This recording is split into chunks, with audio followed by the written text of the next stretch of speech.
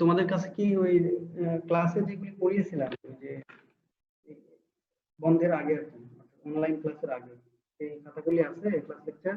Sir record করতে এই কারণে বলা হচ্ছে স্যার, অনেকের মোবাইলে চার্জ শেষ হয়ে যায় বা কারেন্ট চলে যায় স্যার, তখন না, আমি ফাইল দিয়ে দিব। তো ওই যে একজন ফোন করেছিল, কোনো কিছু প্রবলেম। আচ্ছা আচ্ছা ঠিক আছে, এটা পিডিএফ করে আমি দিয়ে দিব। তারপরও যদি আমি সোর্সও বলে দেবো কোথা থেকে পড়তে হবে। খুব কঠিন কোনো জিনিস পড়াবো না, একটু খেয়াল করো তাহলে পরিষ্কার বুঝতে পারবে। আর ফাইলটা দেখলে মানে আমার মনে হয় পরিষ্কার হয়ে যাবে সবকিছু। আচ্ছা, তাহলে আমরা পড়ছিলাম ফাইবার অপটিক্স, তাই না? এখানে এই আমি শুরুতেই টপ পেজে কিছু ছবি দিয়ে রেখেছি, বুঝতেই পারছো সবগুলোই ফাইবার অপটিক কেবলের ছবি। তো এটা বিভিন্ন রকম করে ছবি বিভিন্ন জায়গায় পাবা। এখানে 4 ধরনের ছবি দেওয়া আছে। এর নিচের যে দুইটা ছবি, এগুলো কোথায় ব্যবহার করা হয় কেউ বলতে পারবো? এই ধরনের ছবি দেখো অনেকগুলি লেয়ার আছে। বাসাবাড়ির নেট কানেকশন। সাবমেরিনে। হ্যাঁ, এইগুলি নিচের যে দুইটা কেবল আছে, এই স্ট্রাকচারটা দেখো বেশ কয়েকটা লেয়ার আছে। আমরা পড়েছিলাম কি ফান্ডামেন্টাল একটা ফাইবার অপটিক কেবল ডিজাইনের সময় যে কোর থাকে, সেন্ট্রাল পার্ট কি কোর, এরপরে থাকে ক্ল্যাডিং, তাই না? তারপরে কি বলেছিলাম?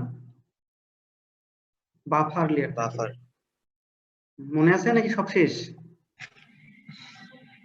মনে পড়তেছে স্যার আস্তে আস্তে। না মনে করলে হবে না। এই উৎস নাকি এটা? জি স্যার, আদাব স্যার।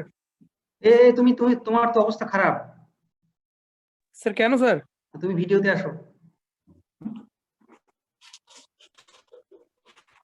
তুমি সিয়ান না? জি স্যার। তো সেদিনকে তুমি সেশনাল ক্লাসে জয়েন করে হারিয়ে গেছো কেন? স্যার আমার নেটওয়ার্কের সমস্যা স্যার এখানে। নেটওয়ার্কের সমস্যা? নেটওয়ার্কের দু তিনবার ডাকলাম, জিলানি স্যার ডাকলো, তুমি তো নাই। তোমার কিন্তু খবর আছে। স্যার আমার নেটওয়ার্কের সমস্যা স্যার, নেটওয়ার্ক থেকে মানে আটকে গেছিল, স্যার ডাকতেছিল শুনতে পাচ্ছিলাম, তারপর জাহিদ ফোন দিয়ে বললো, তো আমি তো বললাম যে নেটওয়ার্কের সমস্যা। স্যার তো কিছু বললা না, তুমি এসএমএস করবা তো যে স্যার আমার প্রবলেম হচ্ছে এখানে, কিছু তো বলো না, চুপচাপ আসো। স্যার আটকে গেছে স্যার, ওইখানে আটকে গেছে স্যার একবারে। আমার ডিভাইসের অবস্থা খুব খারাপ স্যার, ল্যাপটপ গেছিলাম, ল্যাপটপ নষ্ট হয়ে গেছে স্যার। তোমাদের দু একজন কিন্তু আবার বলে যে হচ্ছে ঘুমাইছে, ইয়ার কি করেই বলে, ঠিক আছে, ফান করেই বলে। কিন্তু এরকম করো না, ক্লাসে জয়েন করে যদি মানে কোনো জরুরি কোনো কাজ থাকে তাহলে ডিসকানেক্ট করবা, করে আবার জয়েন করবা। বোঝা গেল? এটা স্যার ভালো ওই যে উপায়। আমার হচ্ছে নেটের অবস্থা খুব খারাপ স্যার। আচ্ছা, এনিওয়ে স্যার ফোনের অবস্থাও খুব খারাপ স্যার, না ল্যাপটপ না, তোমাকে বলছি কারণ তুমি সিআর, তোমার রেসপন্সিবিলিটি বেশি, এই জন্য বললাম। এটা আসলে তোমাকে বলা না, সবাইকেই বলা। অনলাইন ক্লাসের নিয়ম হলো যদি কারো প্রবলেম থাকে, জরুরি কোনো কাজ থাকে, তাহলে তোমরা জয়েন করে আবার ডিসকানেক্ট করবা, ডিসকানেক্ট করে আবার জয়েন করবা ওই কাজ ছেড়ে। ক্লিয়ার হলো? জি স্যার। আচ্ছা, তো তাহলে ক্লাসে আসি। আমরা ক্লাসের শুরুর দিকে পড়েছিলাম কি যে ফাইবার অপটিক কেবল কি, তাই না? What is fibre optics, structure of fibre optics. আগের লেকচারটা একটু ইয়ে করো আর কি, রিমাইন্ড করো। তারপরে প্রিন্সিপাল অফ অপারেশন কি বলেছিলাম? একটা ফাইবার অপটিক কেবল একটা সিলিন্ড্রিক্যাল শেপের একটা গ্লাস অথবা এনি ট্রান্সপারেন্ট ডাইইলেকট্রিক ম্যাটেরিয়াল দিয়ে তৈরি। এর মধ্য দিয়ে আমি অপটিক্যাল সিগন্যালটাকে পাস করাবো এবং পাবো কি? পাবো একটা ব্রড ব্যান্ডউইথ। এই হচ্ছে আমাদের ইন্টেনশন। ব্রড ব্যান্ডউইথ পাওয়ার জন্য আমরা এই ধরনের কেবল ব্যবহার করছি। স্ট্রাকচারটা কি ধরনের হবে তোমরা জানো, এগুলা একটু মানে দ্রুত আমি শেষ করে দিয়ে চলে যাচ্ছি, ঠিক আছে? যে পরের দিকে আমরা একটু বেশি সময় নিব। আচ্ছা, তোমাদের যেহেতু দুইটা ক্লাস পিরিয়ড মানে 1.5 ঘন্টা ক্লাস হবে, মোটামুটি 45 মিনিট পরে, তার মানে হচ্ছে 12টা 15 দিকে একটা ব্রেক দিব 5 মিনিটের, ঠিক আছে? ব্রেক দিয়ে আবার শুরু করবো। আর মাঝখানে যদি কারো কোনো প্রবলেম হয় তাহলে আনমিউট করে প্রশ্ন করতে পারবে বা কথা বলতে পারবে, কিন্তু আমি যতক্ষণ কথা বলছি এই সময়টা মিউট করে রাখো, ঠিক আছে? জি আচ্ছা, তো তাহলে দেখো একটা কনভেনশনাল যে ফাইবার অপটিক কেবল, এটার যে বেসিক যে পার্টগুলি, সেই পার্টগুলি দেখতে এরকম। তোমাদের বলেছিলাম আমি যে সেন্ট্রাল পার্ট থাকে কোর, একটু আগেও বললাম, এরপর থাকে ক্লাডিং আর হচ্ছে কোটিং বা বাফার। এই লেয়ার গুলো দিয়ে তৈরি করা হয়। তো মোস্ট সিগনিফিকেন্ট পার্ট হচ্ছে দুইটা, একটা হচ্ছে কোর আর একটা হচ্ছে ক্ল্যাডিং। তাহলে ক্ল্যাডিং, এটাও তোমরা জানো যে কোর ম্যাটেরিয়ালের রিফ্র্যাক্টিভ ইনডেক্স ক্ল্যাডিং এর থেকে সামান্য বেশি হয়। তার রিজন কি সেটাও আমি বলেছিলাম। তো এগুলো ডায়ামিটার কি ধরনের হয়, নিচে একটু ধারণা দেওয়া আছে যে প্রত্যেকটা লেয়ারের ডায়ামিটার গুলা কিরকম হয়, মনে আছে? নিচে লেখা আছে, দেখো।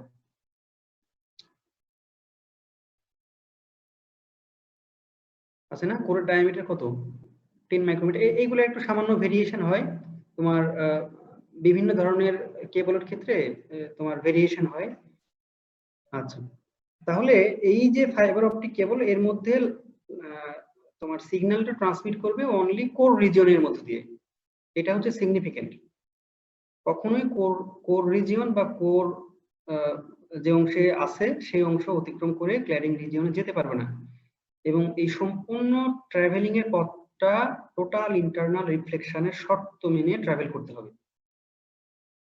ঠিক আছে, তো এই কথাগুলো তো পরিষ্কার নাকি?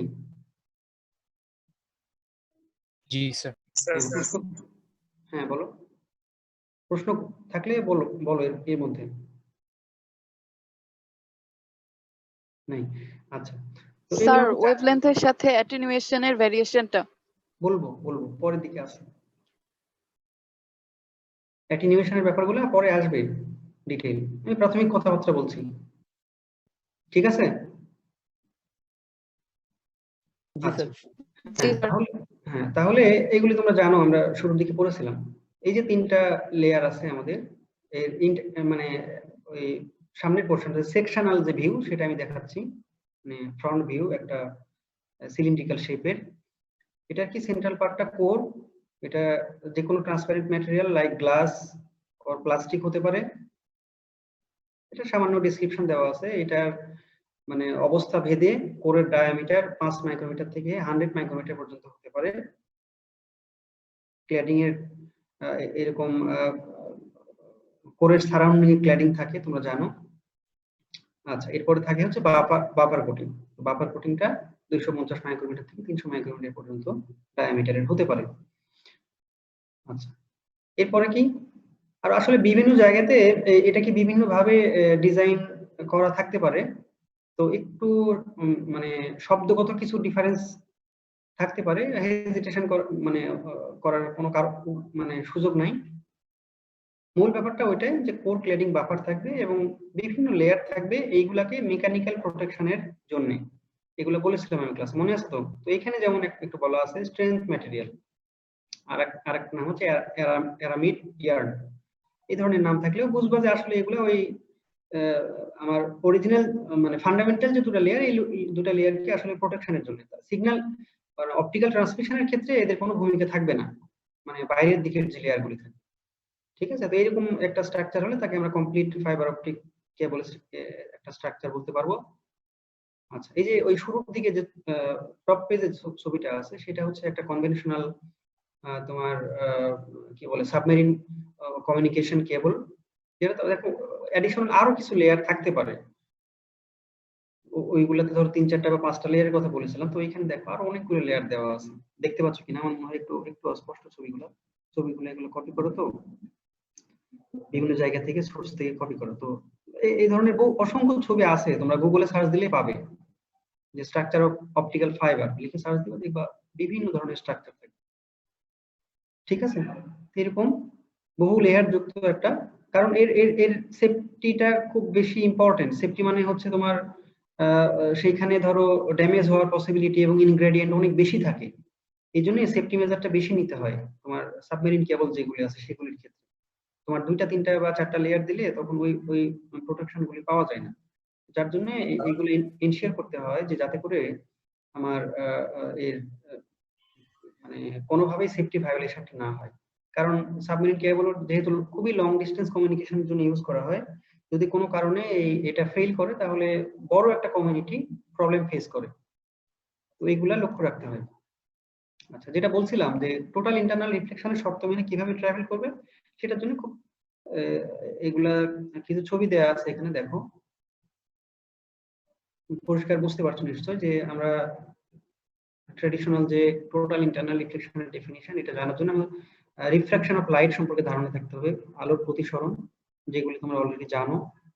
যে এখানে কি ব্যবহার করেছি আমরা, যে থিমটা ব্যবহার করেছি সেটা হচ্ছে লাইট রে ইনসিডেন্ট রে, যেটা সেটা আমার থাকবে হচ্ছে একটা ডেন্সার মিডিয়াতে, অর্থাৎ ঘন মাধ্যমে আমরা লাইটটাকে ইনসিডেন্ট করাবো। করার পরে যদি আমরা সেটা মানে রেয়ার মিডিয়াতে ইমার্জেন্সি পেতে চাই, তাহলে আমাদের ফিনোমেনাটা হবে এই তিনটা ছবির মতো। এবং ফাইনাল যে ছবিটা সি যে ছবিটা আছে, এই ছবিটাতে আমরা টোটাল ইন্টারনাল রিফ্লেকশন কন্ডিশনটা তৈরি করেছি। কি করে তৈরি করেছি?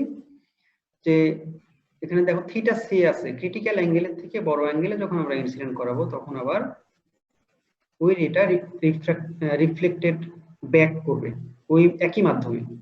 তাহলে এই ঘটনাটাকে বলবো আমরা টোটাল ইন্টারনাল রিফ্লেকশন। তো through the fibre optic cable যত বড়ই হোক, এর মধ্য দিয়ে যখন অপটিক্যাল রে গুলি ট্রান্সমিট করবে, এই কন্ডিশনটা মেনে ট্রান্সমিট করতে হবে। ঠিক আছে? সেটা মানে সেই কেবল যে কোনো অবস্থাতেই থাকুক না কেন। তো যদি আমি এগুলাকে একটা সিলিন্ড্রিক্যাল শেপ চিন্তা করি, দেখতে মোটামুটি এরকম। সেন্ট্রাল পার্টটা অনেক বড় করে দেখানো আছে, আসলে এরকম এত মানে ডাইমেনশন এত বড় হয়তো নাও হতে পারে। তো বোঝানোর জন্য একটু বড় করে ড্র করা আছে, দেখে তোমরা নিশ্চয়ই বুঝতে পারছো যে সেন্ট্রাল যে রিজিয়ন সেটাকে বলছি কোর, আর উপরের যে কালার লেয়ারটা আছে দুই পাশে এটাকে বলছি ক্লিয়ারিং রিজিয়ন। তো এখানে N1 ধরা আছে কোর রিজিয়নের রিফ্র্যাক্টিভ ইনডেক্স, আর N2 ধরা আছে ক্লিয়ারিং রিজিয়নের রিফ্র্যাক্টিভ ইনডেক্স। তো N1 is always greater than N2, এটা তোমরা জানো যে এই রিজিয়নের মধ্যে যদি আমি লাইটটাকে মানে কনফাইন করতে চাই, তাহলে আমাকে রিফ্র্যাক্টিভ ইনডেক্স N1 এর বড় রাখতে হবে। ঠিক আছে? এখানে দেখো এটা ছবি ড্র, নিচের যে ছবিটা এটা একদম মানে সিলিন্ড্রিক্যাল যে শেপ, সেই শেপের ছবি আছে, যেটা দিয়ে আমরা মানে পরবর্তী স্লাইডে দেখতে পাবো তোমরা ওই যে নিউমেরিক্যাল অ্যাপারচার, আর হচ্ছে এটা মনে করিয়েছিলাম ক্লাসে না, নিউমেরিক্যাল অ্যাপারচার আর হচ্ছে ওই যে কি বলে তোমার এটার ইকুয়েশনটা মনে হয় ক্লাস করিয়েছিলাম না? জি স্যার, পড়ানো হয়েছিল স্যার। জি স্যার, এটা করানো হয়েছে। 3 সেকশনে মনে হয়েছিল আমার যতটুকু মনে পড়ে। হয়েছে কি কোন সেকশনে বাদ আছে? এটা এই যে নিউমেরিক্যাল অ্যাপারচারের যে ইকুয়েশনটা, যে numerical aperture is the sign angle of acceptance কোণ, এটা পড়িয়েছিলাম মনে হয় না সবাইকে? তো তাহলে এটা এই ছবিটা তাহলে পরিষ্কার হবে আর কি। দেখো খেয়াল করো যে একটা রে আমি ইনসিডেন্ট করিয়েছি, এটা হলো ইনসিডেন্ট অ্যাঙ্গেল, এটা ইনসিডেন্ট লাইট করে, এইটা হচ্ছে Axis of the fibre, middle portion যে ডটেড লাইন দেখতে পাচ্ছ, এটা আসলে শেষ পর্যন্ত দাগটা এক্সটেন্ড করা নাই। তো এখান থেকে পরিষ্কার বুঝতে পারবা, দেখো ম্যাক্সিমাম মানে ইনসিডেন্ট অ্যাঙ্গেলে যখন আমি ইনসিডেন্ট করাবো, তখন দেখো এইখানে এই যে এই কোর ক্ল্যাডিং ইন্টারফেসে যে নরমালটা আছে, এই নরমালের সাথে তখন অটোমেটিক্যালি এটা ক্রিটিক্যাল অ্যাঙ্গেলের সমপরিমাণ অ্যাঙ্গেল ক্রিয়েট করবে। ঠিক আছে? বোঝা গেল? এটা যখন ম্যাক্সিমাম হবে তখন কোর ক্ল্যাডিং ইন্টারফেসের যে নরমালটা আছে, এই নরমালের সাথে তখন এটা ক্রিটিক্যাল অ্যাঙ্গেল সমপরিমাণ অ্যাঙ্গেলে ইনসিডেন্ট তোমার কি বলে অ্যাঙ্গেল ক্রিয়েট করবে। এটা বোঝা গেল কি? এই বুঝতে পারার সিম্পল কথা বলছি। তাহলে এইখানে যে এই অ্যাক্সিস অফ দ্য ফাইবার, এটার সাথে যে অ্যাঙ্গেলটা ক্রিয়েট করবে, আমার কার্সারটা দেখা যাচ্ছে কি? হ্যাঁ স্যার। আচ্ছা, তো তাহলে যে অ্যাঙ্গেলটা ক্রিয়েট করেছে, তাহলে এটা কত হবে? দেখো এটা যদি আমি এটা এক্সটেন্ড করতাম, তাহলে এখানে পারপেন্ডিকুলার 90 ডিগ্রি হতো, তাই না? এখানে এই জায়গাটাতে, তাহলে এটা 90 আর এটা থিটা সি, তাহলে এই যে অ্যাঙ্গেলটা তাহলে 90 মাইনাস থিটা সি, এটা হবে অ্যাঙ্গেল অফ রিফ্রাকশনের পরিমাণ, তাই না? প্রতিসরণ কোণ হবে তাহলে এই অ্যামাউন্টটা। তাহলে এটার জন্য আমাকে আইডেন্টিফাই করতে হবে যে আমি কত ডিগ্রি অ্যাঙ্গেলে লাইটটাকে ইনসিডেন্ট করালাম, তার জন্য করসপন্ডিং থিটা সি কত, এটা দিয়ে আমি হিসাব করতে পারবো যে আমার অ্যাঙ্গেল অফ রিফ্রাকশন কতটুকু হলো। ঠিক আছে? তাহলে আপাতত এইটুকু জেনে রাখো। হ্যাঁ বলো। হ্যাঁ,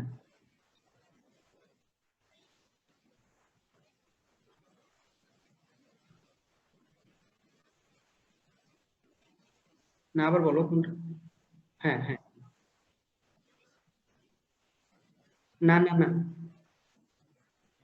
না না না ওইটা 90 ডিগ্রি তো হয়েছে যে নরমালের সাথে, একটু আসলে ওই কনসেপ্টটাকে একটু রিভার্স করো, আর স্ক্রিনের উপরে কেউ দাগ দিবা না, অ্যানোটেট করবা না, আমি এটা জানি। হ্যাঁ, আমি চাই না যে তোমাকে আইডেন্টিফাই করি।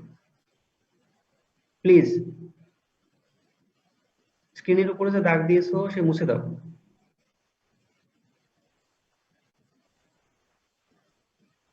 স্ক্রিনের উপরে একটা দাগ, হ্যাঁ, থ্যাংক ইউ। এরকম কাজ করবে না কেউ, কারণ বুঝতেই পারছো আমাদের ক্লাসের অবস্থাটা অনেক বড় একটা ক্লাস, 170-80 জন স্টুডেন্টের ক্লাস। এখন কয়জন আছো? অনেক। তো এটা করবো না, দয়া করে এটা করবো না। যদি কোনো প্রশ্ন থাকে বলো, অসুবিধা হলে তুমি রিল্যাক্স করো, তুমি ডিসকানেক্ট হয়ে আবার কানেক্ট হও, সব ধরনের ফ্রিডম তোমার আছে, আমি সব অপশনই অন করে রেখেছি, তুমি কথা বলো। ঠিক আছে, বোঝা গেল? এরকম করো না। আচ্ছা, তাহলে স্যার হ্যাঁ বলো। আমার ইনসিডেন্ট অ্যাঙ্গেলটা যদি ক্রিটিক্যাল অ্যাঙ্গেল হয় তাহলে তো সমান যাবে স্যার, মানে ইনসিডেন্ট অ্যাঙ্গেল তো এর ক্রিটিক্যাল আগের অ্যাঙ্গেল জন যে বললো যে ইনসিডেন্ট অ্যাঙ্গেল যদি ক্রিটিক্যাল অ্যাঙ্গেল হয়, না, ইনসিডেন্ট অ্যাঙ্গেল তো ক্রিটিক্যাল অ্যাঙ্গেল না, ইনসিডেন্ট অ্যাঙ্গেল ম্যাক্সিমাম। আচ্ছা, এটা আমরা ওই যে ইনসিডেন্ট অ্যাঙ্গেল তো অবশ্যই ক্রিটিক্যাল অ্যাঙ্গেল হতে হবে। হ্যাঁ তো হয়েছে, ক্রিটিক্যাল অ্যাঙ্গেল থেকে বড় হতে হবে স্যার।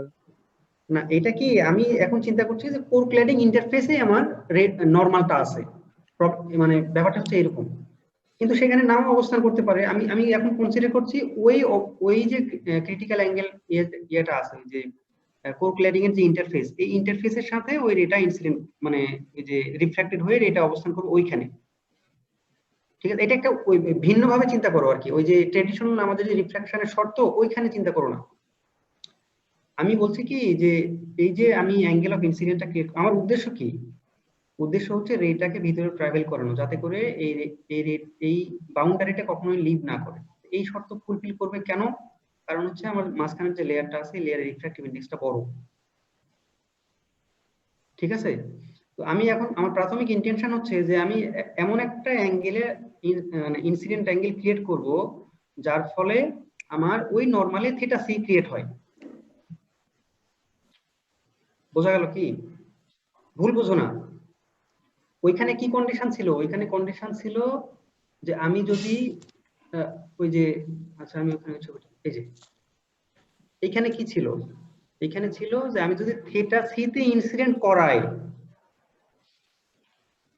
তাই না, তাহলে এইখানে 90 ডিগ্রি অ্যাঙ্গেল অফ রিফ্রাকশন তৈরি হবে। কথা বুঝতে পারলে কি এটা? জি স্যার। Yes sir. আর এখানে কি বলছি?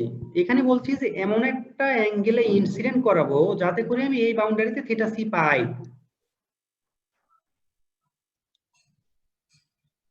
ঠিক আছে, বোঝা গেছে। এই থিটা সি যখন পাবো তখন আমি ওই রেটাকে ওই কোরের মধ্য দিয়ে মানে ট্রান্সমিট করাতে পারবো। এটা হচ্ছে শর্ত। মানে এর আপার আর লোয়ার বাউন্ডারি হবে, মানে upper portion of the core আর lower portion of the core. যদি আমি এই কন্ডিশনটা তৈরি করতে পারি, তাহলে এর জন্য একটা করসপন্ডিং অ্যাঙ্গেল অফ ইনসিডেন্স আমার প্রয়োজন, যেটা আমি জানি না এখন পর্যন্ত, মানে স্পেসিফিক করে দেইনি। এটা ডিপেন্ড করবে যে কোন ধরনের ম্যাটেরিয়াল দিয়ে ওই কেবলটা তৈরি, সেটার উপর ডিপেন্ড করবে। ঠিক স্যার আছে, আমরা ক্লেডিং বলো। স্যার আমরা ক্লেডিং পার্টে যদি গ্লাস ইউজ না করে স্যার অন্য কোনো ম্যাটেরিয়াল ইউজ করি তাহলে তো স্যার টোটাল ইন্টারনাল রিফ্লেকশনের কাহিনীটাই লাগতেছে না, শুধু নরমাল রিফ্লেকশনই হয়ে যাবে। না, সেটা কেন করেন? রিফ্লেকশন হলে হবে না। ম্যাটেরিয়ালের কথা আমি এই স্লাইডেও আছে, ম্যাটেরিয়ালের কথা বলেছি আমি, কিভাবে ম্যাটেরিয়াল চুজ করলে কি ধরনের বিহেভিয়ার দেখাবে। তুমি ক্লাসে ছিল না তাহলে। আচ্ছা আসি আমি আস্তে আস্তে। হ্যাঁ, আমি একটু শেষ করি, পরে প্রশ্নগুলো একটু না লিখে রাখো। স্যার হ্যাঁ বলো। এই যে আমরা ভিতরে যেখানে আমরা থিটা সি মানে ক্রিয়েট করতেছি, তো থিটা সি করার পরে এর পরবর্তীতে যে আমাদের রিফ্লেকশন গুলো ঘটবে মানে ভিতরের দিকে, ক্ল্যাডিং এর ভিতরের দিকে, সেক্ষেত্রে তো আর আমাদের ক্ল্যাডিং এর ভিতরে দিয়ে না, কোরের ভিতরে দিয়ে। ক্ল্যাডিং এর কোনো কথাই নাই এখানে, ক্ল্যাডিং এ যাবেই না আমার লাইটে, কোরের ভিতর দিয়ে, কিন্তু সেখানে তো আর টিআইআর ঘটবে না, মানে টোটাল না। টিআইআর ঘটবে না কেন? টিআইআর না ঘটলে তো বাউন্ডারি তোমার অতিক্রম করে যাবে। টোটাল ইন্টারনাল রিফ্লেকশন যদি না ঘটে তাহলে তো তোমার রিফ্রাকশন ঘটে যাবে। রিফ্রাকশন ঘটলে তো বাউন্ডারি লিভ করবে। বুঝতে পারোনি? স্যার আমি স্যার একটু বলতে যাচ্ছিলাম স্যার। স্যার আমরা স্যার ক্ল্যাডিং এর ছবিটা খেয়াল করো, এই ছবিটা খেয়াল করো ভালো করে। সি দিলে তো থেকে বড় হতে হবে না? না না না, তোমরা এই ছবির সাথে একটু মানে ইয়া করো আর কি, ডিফার করো। ওই একভাবে চিন্তা করলে হবে না। আমি আবারও বলি, এইখানে থিটা সি তে যদি আমি ইনসিডেন্ট করাই তাহলে দেখো এই রিফ্রাকশন অ্যাঙ্গেলটা 90 ডিগ্রি হয়। তার মানে কি এই বাউন্ডারি দিয়ে রেটা ট্রাভেল করে। জি কথা বোঝা গেল? জি স্যার। আর এখানে কি বলছি যে এমন একটা অ্যাঙ্গেলে আমি ইনসিডেন্ট করাবো যাতে করে এই যে কোর ক্ল্যাডিং ইন্টারফেস আছে এটা ওই ফাইবার অফ দ্য অ্যাক্সিসের সাথে 90 ডিগ্রি কোণ তৈরি করবে। ডিফারেন্সটা এখানে, এবং তার জন্য করসপন্ডিং থিটা সি তৈরি করবে ওই কোর ক্ল্যাডিং ইন্টারফেসের নরমাল পজিশনে। এইটুকু একটু আলাদা করে চিন্তা করো, ওই একই রকম ছবির মানে ওরিয়েন্টেশনটা চেঞ্জ করো। স্যার আমার ওই দুইটা থিটা সি যোগ করলে কি 90 ডিগ্রি হবে এমন? কোন দুইটা সি? থিটা সি জি স্যার, ওই দুইটা থিটা সি যোগ করলে কি 90 ডিগ্রি হবে? কত হবে তুমি বলো? যেহেতু স্যার আমি এমন ভাবে ইনসার্ট করাচ্ছি যেন আমার ওখানে থিটা সি ক্রিয়েট হয়। তাহলে কত ডিগ্রি হচ্ছে? না স্যার আমি বুঝতেছি না স্যার। আচ্ছা আমরা ইকুয়েশনে গেলে ওইখান থেকে পরিষ্কার করে বুঝবো। স্যার আমি স্যার ওই জারিফের প্রশ্ন সম্পর্কে স্যার একটু বলতে যাচ্ছিলাম স্যার। আমরা যদি স্যার ক্ল্যাডিং এর পরিবর্তে স্যার এই জায়গায় রিফ্লেক্টিং ম্যাটেরিয়ালস ইউজ করি, যে স্যার রিফ্লেক্ট হইতেই থাকে ভিতরে স্যার, তাহলে কি স্যার আমাদের লস হবে এই জন্য আমরা ইউজ করি নাই, নাকি স্যার এই? না না না, এটা তো করাই যাবে না। এটা করলে তো তুমি ওই সিচুয়েশনটা তৈরি করতে পারবে না।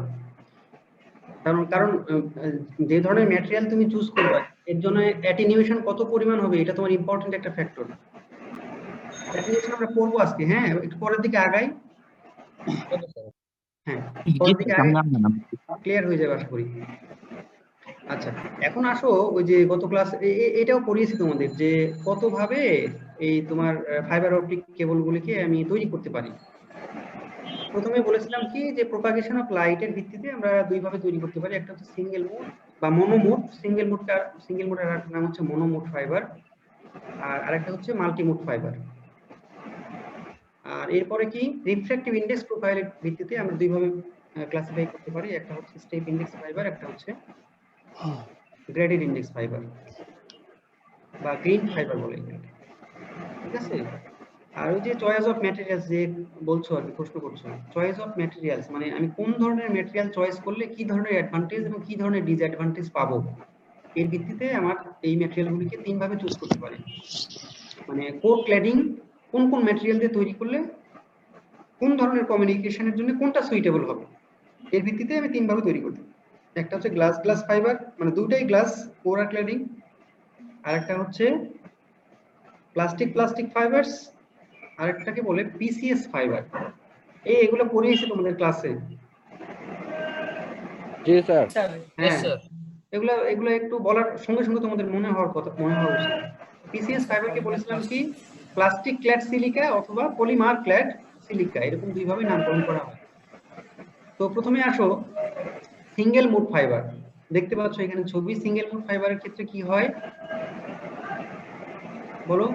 ওই যে উপরের যে ছবিটা এখানে কি দেখা যাচ্ছে দেখো, কোরের যে ডায়ামিটার এটা খুবই স্মল হয়, কোর ডায়ামিটারটা খুবই স্মল হয়। তাহলে কোরের ডায়ামিটার যদি স্মল হয় এতে কি সুবিধা বা অসুবিধা পাওয়া যায় বলো? বলেছিলাম এগুলো। তার মানে এই ধরনের মনোমোড যে ফাইবারগুলো, এই ফাইবারগুলো আসলে লং ডিসটেন্স কমিউনিকেশনের জন্য খুবই সুইটেবল। কারণটা কি? কারণটা হচ্ছে আমরা ওই কোর রিজিয়নের উইডথটা যত বেশি হবে, অর্থাৎ ডায়ামিটার যত বেশি হবে, এর মধ্যে ডিসপারশন তত বেশি হওয়ার পসিবিলিটি তৈরি হবে। তোমরা একটু মিউট করে রাখো, হ্যাঁ কথা বলতে হলে আনমিউট করে কথা বলো। খুবই জার্কিং হচ্ছে আর কি, কারো সাউন্ড। সবাই মিউট করে রাখো। ঠিক আছে, বোঝা গেল? তাহলে এই অ্যাডভান্টেজটা পাওয়া যায় আমাদের সিঙ্গেল মোড ফাইবারের ক্ষেত্রে, যেহেতু এটার কোরের ডায়ামিটারটা অনেক কম, সেই তুলনায় ক্ল্যাডিং এর ডায়ামিটারটা অনেক বেশি। আচ্ছা, আর মাল্টিমোড ফাইবারে কি হয় স্যার? ডিসপারশন জিনিসটা কি? আচ্ছা বলবো। ডিসপারশন এর বাংলা কি? ডিসপারশনে কি হয়? বিচ্ছুরণ নাকি? ডিসপারশন বাংলা হচ্ছে বিচ্ছুরণ। হ্যাঁ বিচ্ছুরণ। এই ছবিটা দেখো, মাল্টিমোডের ক্ষেত্রে দেখো ওই ধরনের ঘটনাটা ঘটেছে এখানে। তার মানে সিগন্যাল ডিগ্রেডেশন বা হচ্ছে কি বলে সিগন্যাল লস হয়, অপটিক্যাল সিগন্যাল লস বা অপটিক্যাল সিগন্যাল ডিগ্রেডেশন হয় এই ধরনের কোর যদি উইডথটা যদি বেশি হয়, অর্থাৎ কোরের যে ডায়ামিটার আছে ডায়ামিটারটা যখন অনেক বড় হয়, তাহলে ওই পসিবিলিটিটা বেড়ে যায়। তার মানে হচ্ছে, আমি দেখো প্রথমে যে ছবিটা দেখালাম, এই যে এইখানে কিন্তু একটা রে দিয়ে দেখেছি, মানে এটাকে কি বলছি আমি, এই অ্যাঙ্গেলটাকে কি বলছি, অ্যাকসেপ্টেন্স অ্যাঙ্গেল, তাই না? এটা হচ্ছে অ্যাকসেপ্টেন্স অ্যাঙ্গেল। তো রে কি একদিক থেকে থাকবে, একটা রে থাকবে ভিতরে? না স্যার, পুরোপুরি গোলভাবে অনেক অপটিক্যাল রে থাকে। তো তার মানে কি, আমি যদি ওই যে নিউমেরিক্যাল অ্যাপারচারে পড়ানোর সময় বলেছিলাম যে অ্যাকসেপ্টেন্স অ্যাঙ্গেল আর হচ্ছে অ্যাকসেপ্টেন্স কোণ। আসলে এই পাশে যদি একটা রে থাকে, তাহলে এর আপার বাউন্ডারি যদি এরকম থাকে, তাহলে সম্পূর্ণ রিজিয়নটাকে বলেছিলাম একটা সলিড অ্যাঙ্গেল, এটাকে বলি অ্যাকসেপ্টেন্স কোণ, হয় সলিড অ্যাঙ্গেল, থ্রি ডাইমেনশনালি। ঠিক আছে, মনে আছে? তাহলে এইরকম যখন অনেকগুলি রে আমি কনসিডার করব, তখন ভিতরে, ঠিক আছে, আমার রেগুলি তোমার কোরের মধ্যেই থাকবে।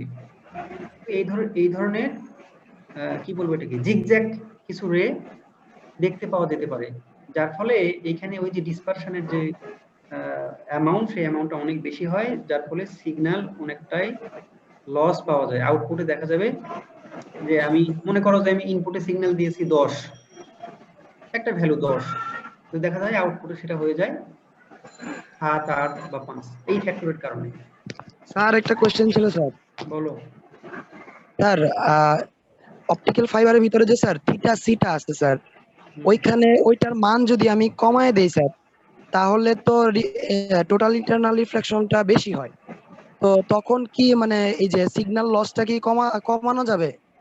যেতে পারে, সেটা শুধু একটা প্যারামিটারের উপর ডিপেন্ড করবে না, সেটা শুধু ওইভাবে চিন্তা করলে হবে না, কারণ এখানে লসের আরো ব্যাপার আছে, মানে বহু ধরনের লস আছে। আমরা এই আজকের ক্লাসের শেষের দিকে ওইটা একটু পড়ার চেষ্টা করব। জি স্যার। আমি সম্পূর্ণ ক্লাসটা শেষ করি, শেষে তোমাদের সুযোগ দিব যে কোন কোন জায়গায় অস্পষ্ট আছে আমাকে প্রশ্ন করো, ঠিক আছে? বুঝা গেল? জি স্যার।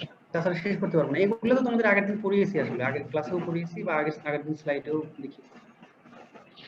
তাহলে আমাদের মনোমোড যে ফাইবার আছে, অর্থাৎ সিঙ্গেল মোড যে ফাইবার আছে, সিঙ্গেল মোড ফাইবারটা আমরা লং ডিসটেন্স কমিউনিকেশনে ব্যবহার করতে পারবো বিকজ অফ লেস ডিসপারশন, কম ডিসপারশনের জন্য আমরা ব্যবহার করতে পারি। কিন্তু এখানে যেহেতু সিগন্যাল ডিগ্রেডেশনটা অনেক বেশি হচ্ছে মাল্টিমোডের ক্ষেত্রে, এই জন্য লং ডিসটেন্স কমিউনিকেশনের জন্য আমরা এগুলা সহজে ব্যবহার করতে পারি না, এগুলা সুইটেবল না।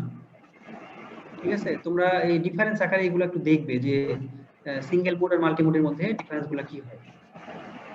এখানে একটু কয়েকটা পয়েন্ট দিয়ে দেখানো আছে যে ওই ডিসটেন্স আপ টু 3000 মিটার, মানে লং ডিসটেন্সের ক্ষেত্রে এগুলো ব্যবহার করা হয়। আর সিঙ্গেল মোডের ক্ষেত্রে সাধারণত লেজার লাইট সোর্স ব্যবহার করা হয়। লেজার লাইট সোর্সের মূল বৈশিষ্ট্য কি জানো নাকি কেউ? লেজার ক্লাসে বলেছে এগুলো, বলো লেজারের মূল বৈশিষ্ট্য কি? একটা বৈশিষ্ট্য যদি বলা হয় তাহলে কি বলবা? লেজারের সুবিধাটা কি?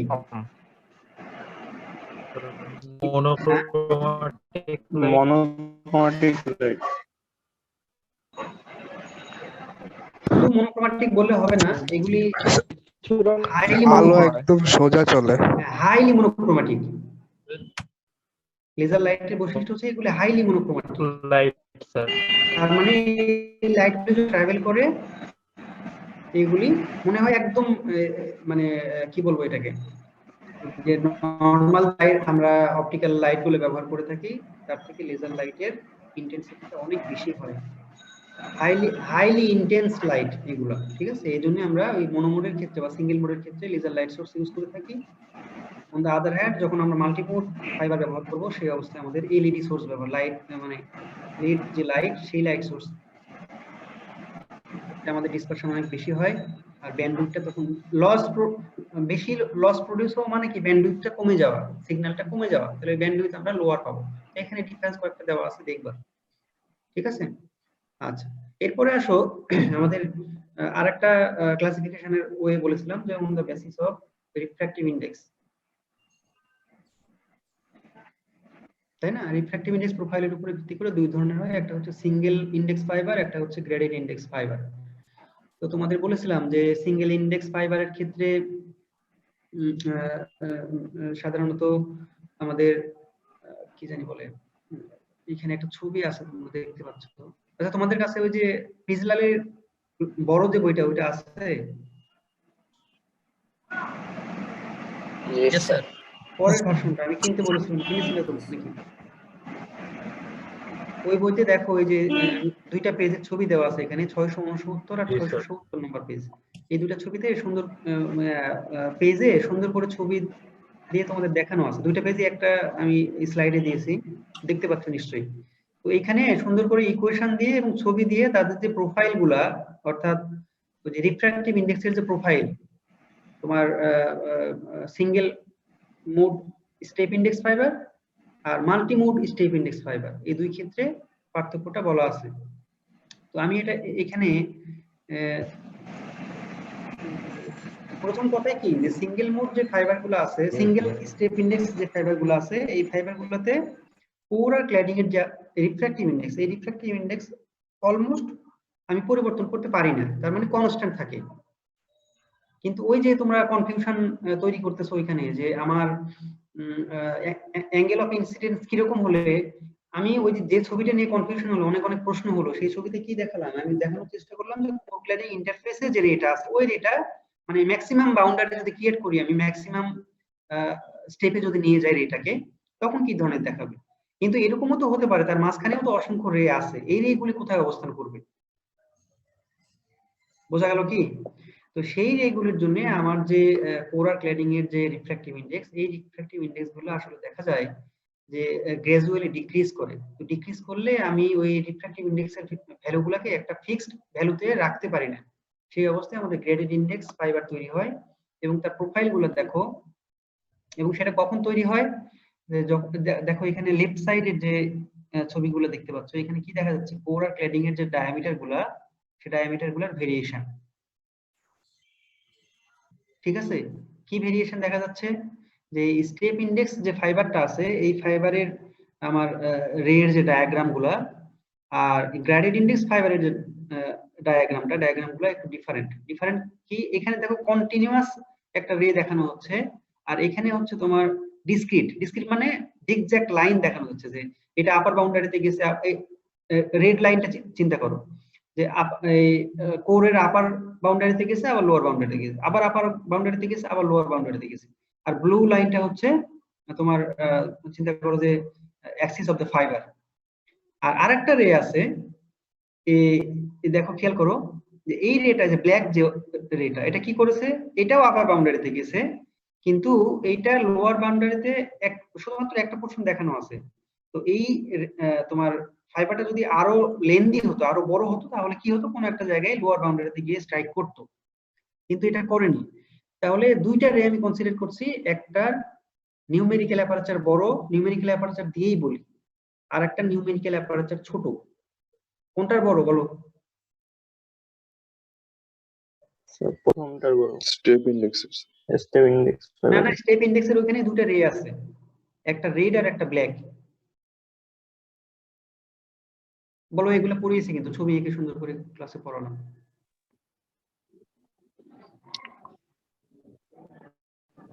বলো, শুধু এই দুইটা রে না, আর এর মাঝখানে তো আরো রে আছে, আরো রে থাকলে কি করবে, তার জন্য ওই যে পরিবর্তনটা তোমার ভেরিয়েশনটা হবে এরকম করে। তাহলে আমাদের শুরুতে অর্থাৎ ইনপুট যেটা ছিল তার প্রোফাইলটা ছিল এরকম, যে এইখান থেকে এতটুকু হচ্ছে আমার, দেখো এই যে খেয়াল করো, এখান থেকে এতটুকু হচ্ছে আমার কোর, আর এই যে আপার বাউন্ডারি আছে এখান থেকে এতটুকু আমার ক্ল্যাডিং,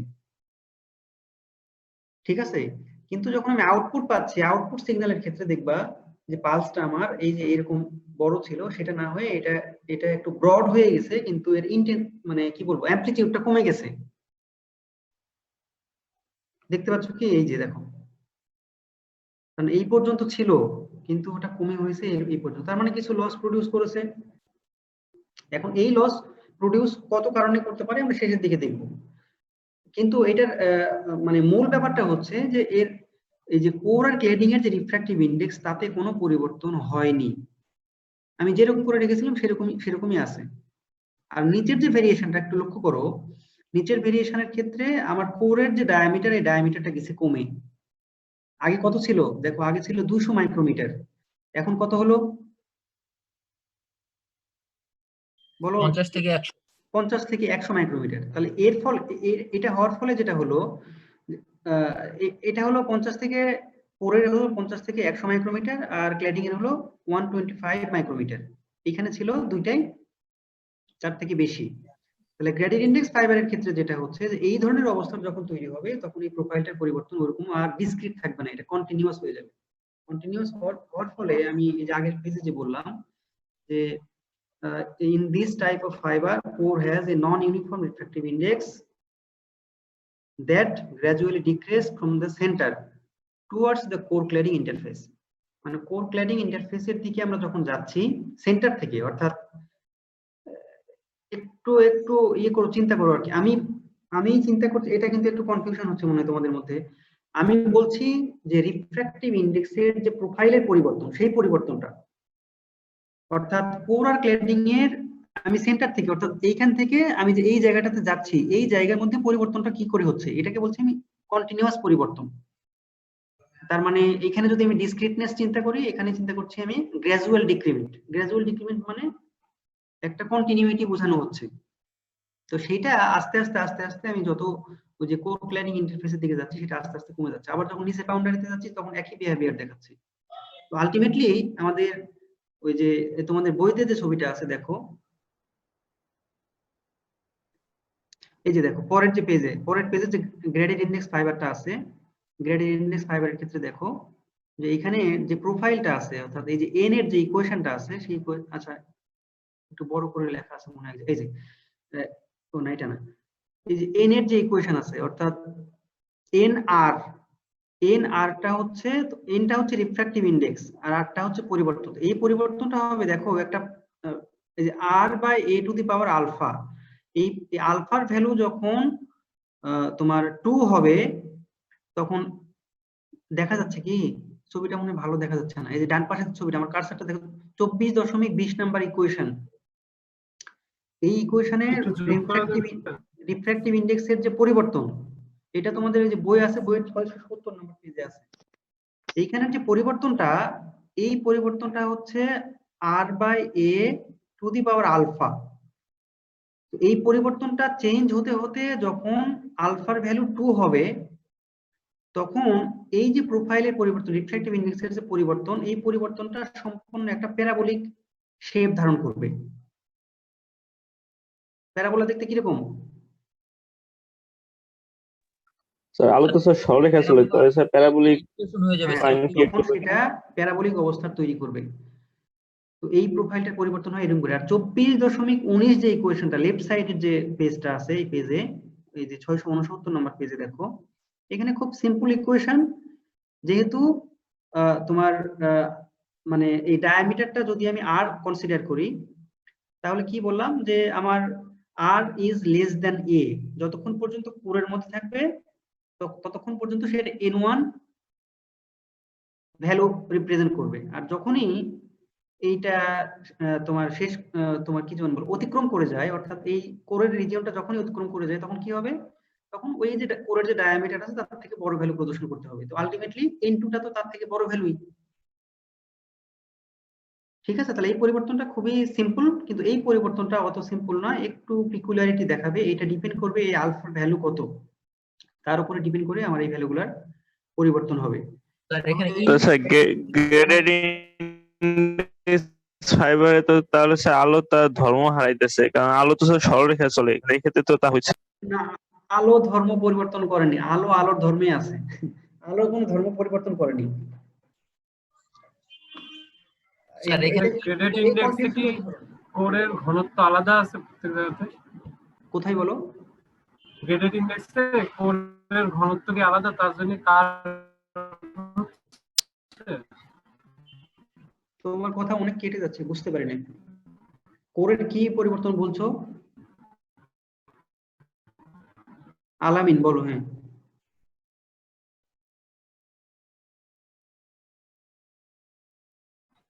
আবার বলো। কোরের ঘনত্ব কি আলাদা হচ্ছে, চেঞ্জ হচ্ছে, যার জন্য কার হচ্ছে লাইটটা?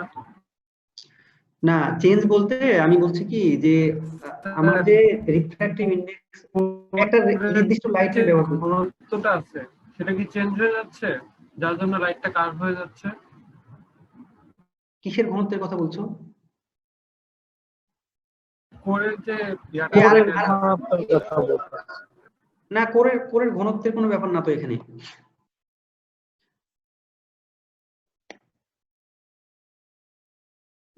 তোমাদের আর কোনো ছবি দেখাতে পারি কিনা দেখি আমি। স্যার এখানে ইন ক্ল্যাডিং বলতে কি বোঝানো হয়েছিল স্যার? এই যে N2 R is greater than A। কোনটা? N2 টা ক্ল্যাডিং এর রিজিয়নের রিফ্র্যাক্টিভ ইনডেক্স, ক্ল্যাডিং এর রিফ্র্যাক্টিভ ইনডেক্স। ও স্যার বুঝতে পারছি। আর কোরের যে ডায়ামিটার সেটাকে ধরেছি আমরা A। তাহলে কোরের ডায়ামিটার যখন A অতিক্রম করবে তাহলে কোথায় যাবে? সেটা ক্ল্যাডিং এ যাবে। তো ক্ল্যাডিং এর রিফ্র্যাক্টিভ ইনডেক্স কত? ক্ল্যাডিং এর রিফ্র্যাক্টিভ ইনডেক্স N2। তাহলে যখন এটা অতিক্রম করবে তখনই ওই এটা ক্ল্যাডিং এ অবস্থান করবে। ব্যাপারটা এরকম। বুঝতে পারছি। ঠিক আছে? তো ওইটা হচ্ছে তোমার সিম্পল রুল ফলো করেছে, কিন্তু এই গ্রেডিয়েন্ট ইনডেক্স ফাইবারের ক্ষেত্রে ওইটা ওরকম থাকবে না, ওরকম সিম্পলিসিটি থাকবে না। তখন এটা, আচ্ছা ডেল্টাটা কি মনে আছে? ডেল্টা, এই যে পরের যে ইকুয়েশনের মধ্যে ডেল্টা আছে মনে আছে? ফ্র্যাকশনাল রিফ্র্যাক্টিভ ইনডেক্স বলেছিলাম যে নিউমেরিক্যাল অ্যাপারচারের মধ্যে ক্যালকুলেশন করার সময় বলেছিলাম, মনে আছে? এই যে ইকুয়েশনের মধ্যে দেখো রিলেটিভ রিফ্র্যাক্টিভ ইনডেক্স চেঞ্জ। হ্যাঁ, ফ্র্যাকশনাল রিফ্র্যাক্টিভ ইনডেক্স চেঞ্জ আর কি। ঠিক আছে, আমি বলছি, আচ্ছা আমি আরেকবার সামারি করি। আমি বলছি কি, সামারি করে একটা ব্রেক দেই। আমি বলছি কি যে আমার রিফ্র্যাক্টিভ ইনডেক্সের কোনো ভেরিয়েশন হচ্ছে কিনা ইনসাইড কোর, এটা আমার দেখার বিষয়। তো আমি শুরুতে কি বললাম যে স্টেপ ইনডেক্স ফাইবারের ক্ষেত্রে এই ধরনের কোনো প্রবলেম নাই, কিন্তু গ্রেডেড ইনডেক্স ফাইবারের ক্ষেত্রে এই ধরনের একটা সমস্যা আছে। বিকজ অফ আমার অসংখ্য লাইট রে ওইখানে ইনসিডেন্ট করাবো, বিভিন্ন ম্যাটেরিয়াল হতে পারে, তাহলে ম্যাটেরিয়াল ভেদে আমার এই রিফ্র্যাক্টিভ ইনডেক্সের মানের পরিবর্তন হতে পারে। আবার একই ম্যাটেরিয়ালের মধ্যে বিভিন্ন অ্যাঙ্গেলে যখন আমি ইনসিডেন্ট করাবো তখন ওই অবস্থা তৈরি হতে পারে। ঠিক আছে, তো তার ফলে আমার যে রেটা ট্রাভেল করবে সেই রেটা ট্রাভেলিং এর মানে রিফ্র্যাক্টিভ ইনডেক্সের প্রোফাইলের যে পরিবর্তন হবে সেই পরিবর্তনটা হবে এই 24.20 ইকুয়েশনের মতো। এখানে কি দেখা যাচ্ছে? এখানে যে এই যে r/a⁴ আলফা, এই আলফার ভ্যালুর উপরে ডিপেন্ড করবে এই প্রোফাইলের পরিবর্তনটা, এই রিফ্র্যাক্টিভ ইনডেক্সের পরিবর্তনটা ইনসাইড দ্য কোর কিরকম হবে। ঠিক আছে, এখানে আলফা কি আলাদা কিছু করতেছে না? আলফার মানটা না, একটা ডামি ভেরিয়েবল, একটা ভেরিয়েবল, যে ভেরিয়েবলের মান বিভিন্ন ধরনের হতে পারে। দেখো পরের যে N2 তে কিন্তু কোনো কনফিউশন নাই। N2 হচ্ছে তোমার যখনই কোরের রিজিয়নটা অতিক্রম করবে তখনই সেটা N2 তে অবস্থান করবে। কিন্তু প্রবলেম হচ্ছে আমার ইনসাইড কোর ওইখানে রিফ্র্যাক্টিভ ইনডেক্সটা কিরকম হবে। নিচে দেখো এই যে তোমার শেপটাকে এই যে কি জানি বলে, গ্রেডেড ইনডেক্স ফাইবারের মধ্যে লাইট ট্রান্সমিশনের যে ওয়ে, সেটা আসলে এইরকম হচ্ছে। মানে শুধুমাত্র আমার লেয়ারে যে অবস্থান করবে এরকমটা না, এরকমও হতে পারে যে ইনসাইড, এই যে ছবিটা বোঝা যাচ্ছে কি নিচের সবচেয়ে নিচের ডান দিকের যে ছবিটা, হ্যাঁ রেগুলা এইভাবেও ট্রাভেল করতে পারে। এটা ট্রাভেল করার এই পরিবর্তনটা হচ্ছে কেন? পরিবর্তনটা হচ্ছে যে ভিতরের যে রিফ্র্যাক্টিভ ইনডেক্সের প্রোফাইল, সেই প্রোফাইলটা বিভিন্ন ধরনের হতে পারে। দেখো আগের যে ছবিটা আছে, অর্থাৎ নিচের ছবি লেফট সাইডে যে ছবিটা আছে, এই যে 24.18 A, এইখানে দেখো ওই যে বাউন্ডারিতে কিন্তু যায়নি, সম্পূর্ণ রিজিয়নটা কিন্তু কোর, এখানে ক্ল্যাডিং দেখানো হয়নি। তো কোথায় অবস্থান করেছে? মাঝামাঝি কোনো একটা জায়গায়। তো এই রেটা যখন ট্রাভেল করবে তখন আলটিমেটলি এই ধরনের শেপ তৈরি করতে পারে। ঠিক আছে, তাহলে তোমাদের কাজ হলো এই যে স্টেপ ইনডেক্স ফাইবার আর গ্রেডেড ইনডেক্স ফাইবার এই পার্থক্যগুলা কিভাবে তৈরি হয়। তাহলে ওইটার বেসিসে আমার এই যে পরের পেজে দেখবা 671 নাম্বার, আগে ছিল 670, এবার 671। এখান দিয়ে নিউমেরিক্যাল অ্যাপারেচারের তোমার যে ইকুয়েশন, সেই ইকুয়েশনটা দেখো এরকম অবস্থা ধারণ করে গ্রেডেড ইনডেক্স ফাইবারের ক্ষেত্রে। অরিজিনাল ইকুয়েশন কি ছিল? n1² - n2², মনে আছে নিউমেরিক্যাল অ্যাপারেচারের? জি স্যার। ওই যে দেখো n1² - n2², এখানে n ধরা আছে মানে কোরের জন্য, আর ক্লেডিং এর জন্য ধরা আছে এটা। দিয়ে তাদের ওই যে পার্থক্যকে আবার ডেল্টা দিয়ে রিপ্রেজেন্ট করা আছে, আর ফাইনাল যে ইকুয়েশন সেটা এরকম হয়ে আছে। আসলে গ্রেডিয়েন্ট ইনডেক্স ফাইবারের ক্ষেত্রে আমার ফাইনাল যে ইকুয়েশন সেটা আসলে এই ধরনের হতে পারে। তো যখন আমি একটু আগে বললাম যে ওই মানটা যখনই 2 হবে তখন এটা একটা প্যারাবোলিক শেপ, মানে একটা কন্টিনিউইটি প্রদর্শন করবে, সেটা এই সূত্র অনুসারে। ঠিক আছে? আচ্ছা, এখন আসো এখানে কিছু ডিফারেন্স ওইভাবে দেখানো আছে, ওই একই কথাগুলো আবার লেখা আছে যে ডায়ামিটার গুলো কিরকম হবে। তারপরে স্টেপ ইন্ডেক্স ফাইবারের ক্ষেত্রে দেখো ওদের path of light propagation is zigzag in manner, কিন্তু এইখানে কি দেখাচ্ছে ওই যে শেপ গুলো দেখাচ্ছে প্যারাবোলিক শেপকে, কেউ কি এই যুক্তরাষ্ট্রের নির্বাচনের খবর রাখো নাকি? Sir Florida. নাকি সব ক্লাস নিয়ে মাথা টাথা খারাপ হয়ে গেছে? স্যার ক্লাস নিয়ে স্যার ভোট তো গণনা চলতেছে স্যার। স্যার রাখি স্যার। ফ্রি টাইম তো পাই না। জো বাইডেন তো অনেক আগে ছিল, এখন তো ট্রাম্প কাছাকাছি চলে আসছে। স্যার 237 আর 213 237 আর 113 স্যার। 213 কিসের 213 স্যার 213 স্যার। তো শেষ পর্যন্ত দেখো ট্রাম্প জিতেই যায় কিনা। জি স্যার গতবারের মতো জিতে যাবে না। না না, তোমার এখনো তো ওই যে এই কেউ আবার মন খারাপ করো না, এমনি আলোচনা করছি আর কি। এই যে তোমার গুগলে দেখা যাচ্ছে কিছু কিছু জায়গায় এগিয়ে আছে ওই যে সুইং স্টেট গুলোতে, তো শেষ পর্যন্ত সুইং স্টেট গুলোতে ট্রাম্প এগিয়ে আছে, ওইগুলো অ্যাকচুয়ালি ম্যাটার করে। হ্যাঁ, ওই যে নেভাদা আর হচ্ছে অ্যারিজোনায় মনে হয় আগায় আছে তোমার বাইডেন। নেভাডা, অ্যারিজোনা আর নিউ জার্সি এগুলোতে স্যার বাইডেন আগে আছে স্যার। তো এই যে নেভাদাতে কয়টা আছে ইলেকট্রাল ভোট আছে? পেনসিলভেনিয়াতে ট্রাম্প পাবে, পেনসিলভেনিয়া, ফ্লোরিডা। পেনসিলভেনিয়া তো ট্রাম্প পাবে। হ্যাঁ ট্রাম্প আগে, পেনসিলভেনিয়া, ফ্লোরিডা এগুলোতে ট্রাম্প আগে। স্যার পেনসিলভেনিয়া কিন্তু স্যার ডেমোক্রেটিক স্যার, ওখানে স্যার ট্রাম্প আগে আছে স্যার, তাহলে অন্যগুলোর কথা কি বলবো? হ্যাঁ সেটাই, ওই যে ম্যাপটা দেখো তাহলে বুঝতে পারবা, গুগলে গিয়ে ইউএস ইলেকশন ম্যাপ দেখো তাহলে বুঝতে পারবা। লালগুলা আর যেগুলো একটু হয়েছে মানে অল্প কালার সেগুলো হচ্ছে এগিয়ে আছে, এখন ওটা ফাইনাল হয়নি। স্যার জিতে যাবে স্যার। কে জিতবে? স্যার ট্রাম্প জিতে যাবে স্যার, আমার তো তাই মনে হচ্ছে। এবার স্যার গতবারেও এরকম স্যার আমরা ট্রাম্প গতবারেও এই যে দেখো জর্জিয়াতে ট্রাম্প এগিয়ে আছে, জর্জিয়াতে 16টা আছে ইলেকট্রাল ভোট। এরকম তোমার ওই যে আচ্ছা ইয়াতে কি আছে, এই যে নেভাদাতে 6টা মাত্র ইলেকট্রাল ভোট। তো বাইডেন যদি পায়ও তো এটা তো খুব একটা বেশি ম্যাটার করবে না। 11 মোট ভোটে আবার বাইডেন আগে আছে স্যার। না ওটা কোনো লাভই নাই, মোট ভোটের কোনো ব্যাপারই নাই এখানে। এটার বিষয় আগের বারও তো ওরকম তোমার হিলারি 30 লাখ বেশি পাইছিল, 30 লাখ বেশি ভোট পাইছিল, ভোট বেশি পেয়েছিল, 30 লাখ ভোট বেশি পাইছিল। তারপরে তো হতে পারলো না। স্যার ওই যে বাংলাদেশে 2001 আওয়ামী লীগ বেশি ভোট পেয়ে হয়েছিল। হ্যাঁ 11 অ্যারিজোনা আর নেভাদাতে তোমার 17টা ভোট আছে। তো 17টা যদি পায় বাইডেন, ওইদিকে তোমার উইসকনসিন নাকি একটা স্টেট আছে না, মিয়ামি আছে, হ্যাঁ তারপরে মিয়ামি আছে, পেনসিলভেনিয়া আছে, এগুলো সবগুলোতে তো দেখি ট্রাম্প এগিয়ে আছে। জি স্যার এটা স্যার আসলে স্যার মিডিয়ার একটা স্যার। জর্জিয়াতে আসলে না ওদের একটা মানে ওরা আসলে ওই যে ন্যাশনালিটি আছে, তো ন্যাশনালিটির কিছু ব্যাপার আছে ওদের। বিরোধী দলের চক্রান্ত স্যার। কেউ ইমিগ্রেশন এটা লটাকে একটু করে দেখতে চায়, আর কেউ একটু কঠিন ভাবে দেখতে চায়।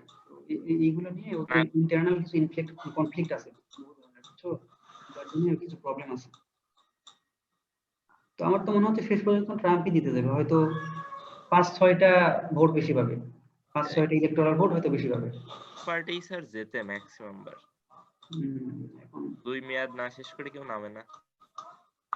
স্যার ট্রাম্প লাকি অ্যাকচুয়ালি, দুইবারই হচ্ছে কোনো না কোনো ভাবে। হ্যাঁ প্রথম দিকে অনেক পিছিয়ে থাকে, যে পরের দিকে দেখবা যে জিতে গেছে। তারপর স্যার ক্যান্ডিডেটও ভালো ছিল না ডেমোক্রেটদের হিসাবে। জি স্যার ডেমোক্রেটদের কাকে দিবে তোমার বলো? ডেমোক্রেটের তো ওই যে স্যার ওই যে বার্নি স্যান্ডার্স ভালো ছিল গতবার, যদি হিলারি না পায় বার্নি স্যান্ডার্স পায় তো তাহলে হচ্ছে কি তাহলে তো আগেরবারই মীমাংসা হয়ে যেত। হ্যাঁ আগেরবারই তো মীমাংসা হয়ে যেত। এখন ইউএসএ আলাদা বিপদে পড়ে গেছে আসলে। এখন স্যার দুইজনই, বাইডেনও কিন্তু একদম ভালো ক্যান্ডিডেট না, মানে ডেমোক্রেটদের হিসাবে মনদের ভালো আর কি স্যার। তাহলে তোমার ইয়াকে দিতে হতো, ওই যে বারাক ওবামার ওয়াইফ মিশেল ওবামা, উনি নাকি কিন্তু মহিলা বলে তো দিল না। স্যার আমেরিকাতে স্যার আবার একটা কালচার আছে স্যার, ওদের হিস্ট্রিতে এখন পর্যন্ত কোনো ফিমেল প্রেসিডেন্ট ওরা মানে সেটাই তো বলছি, করে নাই। মিশেল ওবামা কিন্তু দলের মধ্যে খুবই জনপ্রিয় এবং ইউএসএ তেও জনপ্রিয়, কিন্তু ওই ভয়ে তো এবার দিল না হিলারির আগের বারের অভিজ্ঞতা থেকে। আমার তো এটাই ধারণা, তাই না? এরকম মানে ব্যাপারগুলো এরকম করে আসলে আছে। স্যার সেই জন্যই বললাম ট্রাম্প লাকি, গতবার ফিমেল ক্যান্ডিডেট পাইছে, হ্যাঁ গতবার ফিমেল ক্যান্ডিডেট পাইছে, এবার হচ্ছে কি বাইডেন হচ্ছে গিয়ে অনেকটা বাম টাইপের আর কি, আর ইউএস এর হচ্ছে গিয়ে অনেকটা কনজারভেটিভ টাইপের। এই যে দেখছো 224 আর 213 দেখাচ্ছে এই যে গুগলে। স্যার দিন শেষে গিয়ে ট্রাম্পই আসলে ইয়ে করে ফেলবে। হ্যাঁ 224 আর 213, তার মানে কি ওই যে জর্জিয়াতে যখন জিতবে, জর্জিয়াতে তো ট্রাম্প জিতে যাবে। জর্জিয়াতে তো কয়টা, অনেকগুলো আছে, জর্জিয়াতে তো 16টা আছে, এই 16টা পেলেই তো এগিয়ে গেল। স্যার এবার তো স্যার অনেক আগাম ভোট পড়ছিল, ওগুলো নাকি স্যার ইমেল যে সমস্ত ভোট গুলো হয়েছিল ওগুলো নাকি স্যার কাউন্টে আনা হচ্ছে না, নাকি এরকম একটা অভিযোগ উঠতেছে স্যার। না না না, তা হবে না কেন, এটা কোনো ইয়ে না বুঝছো। যদি কারো ভোট কেউ যদি মনে করে, ওদের এই ইয়েগুলো আছে তো, এই মানে ট্রান্সপারেন্সি আছে। যদি কারো ভোট কেউ মনে করে যে আমার ভোট আমি ইয়ে করতে চাই, মানে চ্যালেঞ্জ করতে চাই, আমার ভোট কাউন্ট হয়েছে কিনা, এগুলার অপশন মনে হয় আছে ওদের।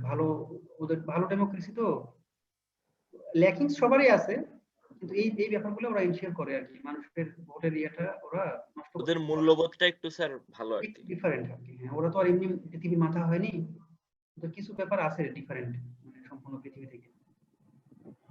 তো এনিওয়ে আর কি, যারা চাবে তারাই হোক, আমাদের উপর যাতে খারাপ ইফেক্ট না পড়ে এটাই হচ্ছে আমাদের চাওয়া। এই জি স্যার, আমাদের দেশের উপর অভিবাসী প্রেসিডেন্ট যেই হোক, আমাদের তো আর খুব একটা বেশি ইফেক্ট না, আমাদের যাতে কোনো বড় ধরনের ক্ষতি না হয়, বিশেষ করে আমরা যারা পড়াশোনার ব্যাপারে ওইখানে যাই, তোমার এই ব্যাপারগুলো যাতে বন্ধ না হয় আর কি আমাদের। স্যার আমাদের ম্যাটার করে ইন্ডিয়া থেকে ক্ষমতায় আসতেছে। তা তো বটেই। আর একটা স্যার কথা, মানে ওইদিন স্যার পেপারে দেখলাম স্যার ট্রাম্প নাকি স্যার ক্ষমতায় আসলে স্যার এরপর থেকে যেসব স্কলারশিপ গুলা, মানে যে সমস্ত ফান্ডিং গুলো আসবে ওগুলা স্যার সাউথ এশিয়ানদেরকে মানে অতটা ওরা প্রেফার করবে না, মানে 2022 থেকে এটা চালু হবে আর কি। মানে ওরকম একটা পুরো ইয়ে করছে। হ্যাঁ এরকম পলিসি আছে, বহু ধরনের পলিসি আছে। মানে ওরা চিন্তা করে কি যে নেক্সট 4 ইয়ার্স আমি আশা ইনশিওর করি, তারপরে ওরা প্ল্যানিং করে কাজ করে, তো যে কোন কাজের পরে কোনটা করব, এই 6 মাস পরে কি করব, 1 বছর পরে কি করব, 1.5 বছর পরে কি করব, সবকিছু আস্তে আস্তে এক্সিকিউট করে, একদম অ্যাব্রাপ্টলি তো কোনো কিছু চেঞ্জ করতে পারবে না। তো ওটাই দুশ্চিন্তার বিষয় আর কি, যে কিছু ব্যাপারে প্রবলেম হতে পারে আমাদের। ওই বৈষম্য হলে তো স্যার আবার আমাদের মতো মানে সাউথ এশিয়ান কান্ট্রি গুলোর অনেকের জন্য অনেক মানে সমস্যা হয়ে যাবে আর কি। তা তো হবেই। আচ্ছা এনিওয়ে, দেখা যাক কি হয় শেষ পর্যন্ত। আমার কেন জানি মনে হচ্ছে ট্রাম্প আবার জিতে যাবে, ওই যে কয়টাতে এগিয়ে আছে ওই সবগুলো যোগ করলে জিতে যাবে। স্যার ট্রাম্প জিতেই যাবেন, এগিয়ে আছে এবং ভালো মার্জিনে এগিয়ে আছে, 4% 5% কোথাও কোথাও এরকম করে এগিয়ে আছে। তার মানে ওটা আর ওভারকাম করতে পারবে না। এই যে নর্থ ক্যারোলিনায় 2%, 1.5-2% আগায় আছে, তো 15টা ভোট আছে ওইখানে। ওয়াইওতে কনফার্ম হয়ে গেছে, ধরো ট্রাম্প 18টা ভোট আছে ওইখানে, তো ওয়াইওতে কনফার্ম হয়ে গেলে তো অনেক এগিয়ে যাবে। পেনসিলভেনিয়াও কনফার্ম হয়ে গেছে, পেনসিলভেনিয়ায় 20টা ভোট আছে, তো তাহলে কি করে ট্রাম্প আটকাবা। টেক্সাসে আছে তোমার 38টা ভোট, তো টেক্সাসের তো 5%, প্রায় 5% ভোটে এগিয়ে আছে। গুগলে ইয়ে করলে দেখতে পাবা, সব দেখাচ্ছে আর কি, পার্সেন্ট দিয়ে কে কোনটাতে এগিয়ে আছে, সুইং স্টেটে। তো ট্রাম্প হয়ে গেল। ওবামা বেস্ট ছিল। এখন ওইটাও আর কি, ওরা জাতিগতভাবে যেটা চিন্তা করে, আমাদের চিন্তায় তো কোনো কাজ হবে না। জি স্যার, ওরা এখন নাও ভালো হইতে পারে। হ্যাঁ সেটাই, দেখা যাক যদি ট্রাম্প প্রেসিডেন্ট হয়, আর যদি আরো একটু ম্যাসিউড হয় তাহলে আমাদের জন্য ভালো হবে। তাও ট্রাম্পের ভালো সাইড হচ্ছে ট্রাম্প একটা ওয়ার বাধায় না সারা বিশ্বে। ওয়ার বাধাই না কেন? এই যে আর্মেনিয়ায় রিসেন্টলি গত 4 বছরে ইউএস নতুন করে কোনো ওয়ারে ইনভলভ হয় না ওইভাবে, যেটা ইনভলভ হয় নাই। কে বললো ইনভলভ? তো সব জায়গায় হয়েই আছে। হ্যাঁ হয়নি কেন? এগুলো বন্ধ করছে স্যার ট্রাম্প। না না, প্যালেস্টাইন আফগানিস্তানে আর কোনো বেনিফিট নাই ওর, এই জন্য চলে গেছে। যেখানে বেনিফিট আছে, ব্যবসায়িক স্বার্থ আছে, সেখানেও থাকবে। না না, ও মিডল ইস্টে তো ঝামেলা লাগিয়ে রেখেছে। ইসরায়েলে তো সবাই তৃতীয়ভাবে সমর্থন করে। ঝামেলা লেগেই আছে স্যার। হ্যাঁ, তো ওয়ার বাধাই নাই, কিন্তু ওয়ার বাধার মতো ঝামেলাটা প্রেক্ষাপট তৈরি করে রেখেছে।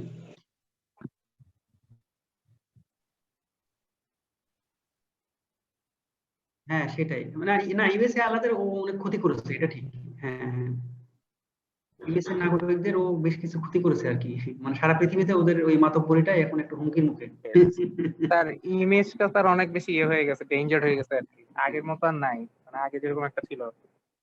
ইউএস এর ওরা নাকি খুবই ইয়ে ছিল ওকে আটকানোর জন্য, এবার তো কই আটকাতে পারলো কই, এই জন্য নাকি সব জান প্রাণ দিয়ে ভোট দিছে এবার ওকে আটকানোর জন্য। হ্যাঁ, বেশি মানুষ ভোট দিতে গেছে, মেল ভোট বেশি হয়েছে, অনেক কিছু তো বলছিল। তার কোনো তাহলে কি মুখে বলে এক আর করে এক ওরা নাকি?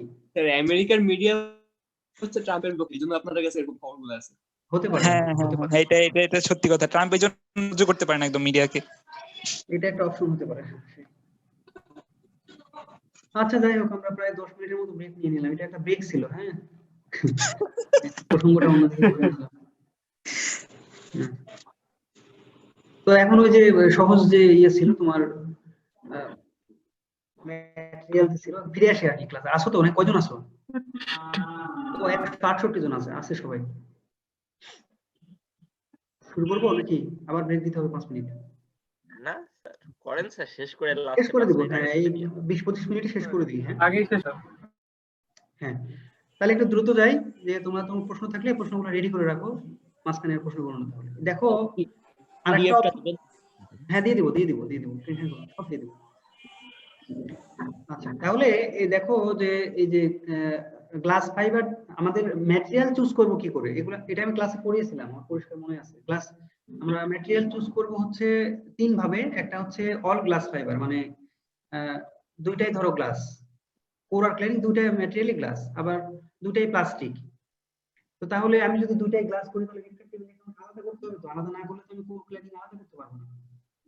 কিভাবে করতে হবে আমি বলেছিলাম, যে 1 নাম্বার দিয়ে দেখো দেওয়া আছে যে আমার ইমপিউরিটি কিছু ডোপ করতে হবে, তাই না? একই ম্যাটেরিয়াল যদি চুজ করি তাহলে রিফ্র্যাক্টিভ ইন্ডেক্সে ভেরিয়েশন করতে হলে আমাকে ইমপিউরিটি ডোপ করতে হবে। তো কিভাবে করব? এখানে চয়েস নাম্বার 1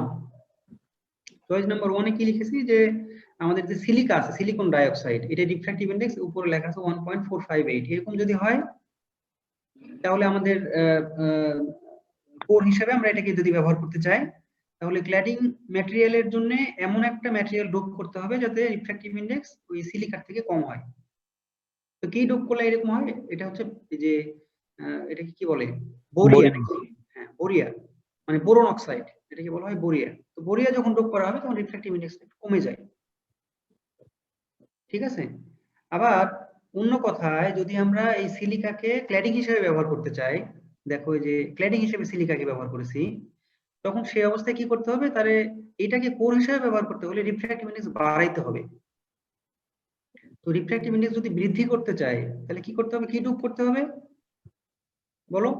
হয় জার্মেনিয়াম অক্সাইড অথবা ফসফরাস পেন্টঅক্সাইড, এই দুটার যে কোনো একটা ডোপ করলে দেখা যায় সেটাকে আমরা কোর হিসেবে ব্যবহার করতে পারবো, বিকজ অফ রিফ্র্যাক্টিভ ইন্ডেক্স তখন বেড়ে যাবে সিলিকার থেকে। এই একটা অপশন। আর আরেকটা, এই পরের অপশন হচ্ছে এভাবে আমরা তাহলে কোর ক্ল্যাডিং এর রিফ্র্যাক্টিভ ইন্ডেক্স পরিবর্তন করে একই ম্যাটেরিয়াল ব্যবহার করে আমরা তোমার গ্লাস ফাইবার তোমার ইউজ করতে পারি। 2 নম্বর অপশন কি? 2 নম্বরে কিছু ম্যাটেরিয়ালের নাম বলেছিলাম, কিছু কেমিক্যাল মানে আছে এখানে আমাদের পার্সপেক্স বলে, পিএমএমএ, যার ফর্মুলা হচ্ছে মিথাইল মেথাক্রাইলেট। তো এই নাম দুই একবার লিখবা তাহলে পরিষ্কার হয়ে যাবে। ঠিক আছে? আর এটা আর পলিস্টারিন গ্লাস, যেগুলো রিফ্র্যাক্টিভ ইন্ডেক্স এই সাধারণ যে গ্লাস আছে এর থেকে বেশি হয়, 1.5 হয়। তো এইগুলোকে যদি আমরা কোর হিসেবে ব্যবহার করি তাহলে ক্ল্যাডিং হিসেবে ব্যবহার করতে পারবো আমরা। দেখো এখানে নিউমেরিক্যাল অ্যাপারচার দিয়ে দেখাচ্ছি। নিউমেরিক্যাল অ্যাপারচার যদি এরকম হয়, এই যে 0.60, দেখো পলিস্টাইরিনের কোর হচ্ছে 1.60 আর মিথাইল মেথাক্রাইলেট হচ্ছে ক্ল্যাডিং হিসেবে ইউজ করতে চাইলে, এটা ভুল আছে, 1.49 হবে। এটা হচ্ছে 1.49। তাহলে সেই অবস্থায় আমাদের নিউমেরিক্যাল অ্যাপারচার পাই 0.60। এই একটা অপশন হতে পারে। আবার আরেকটা অপশন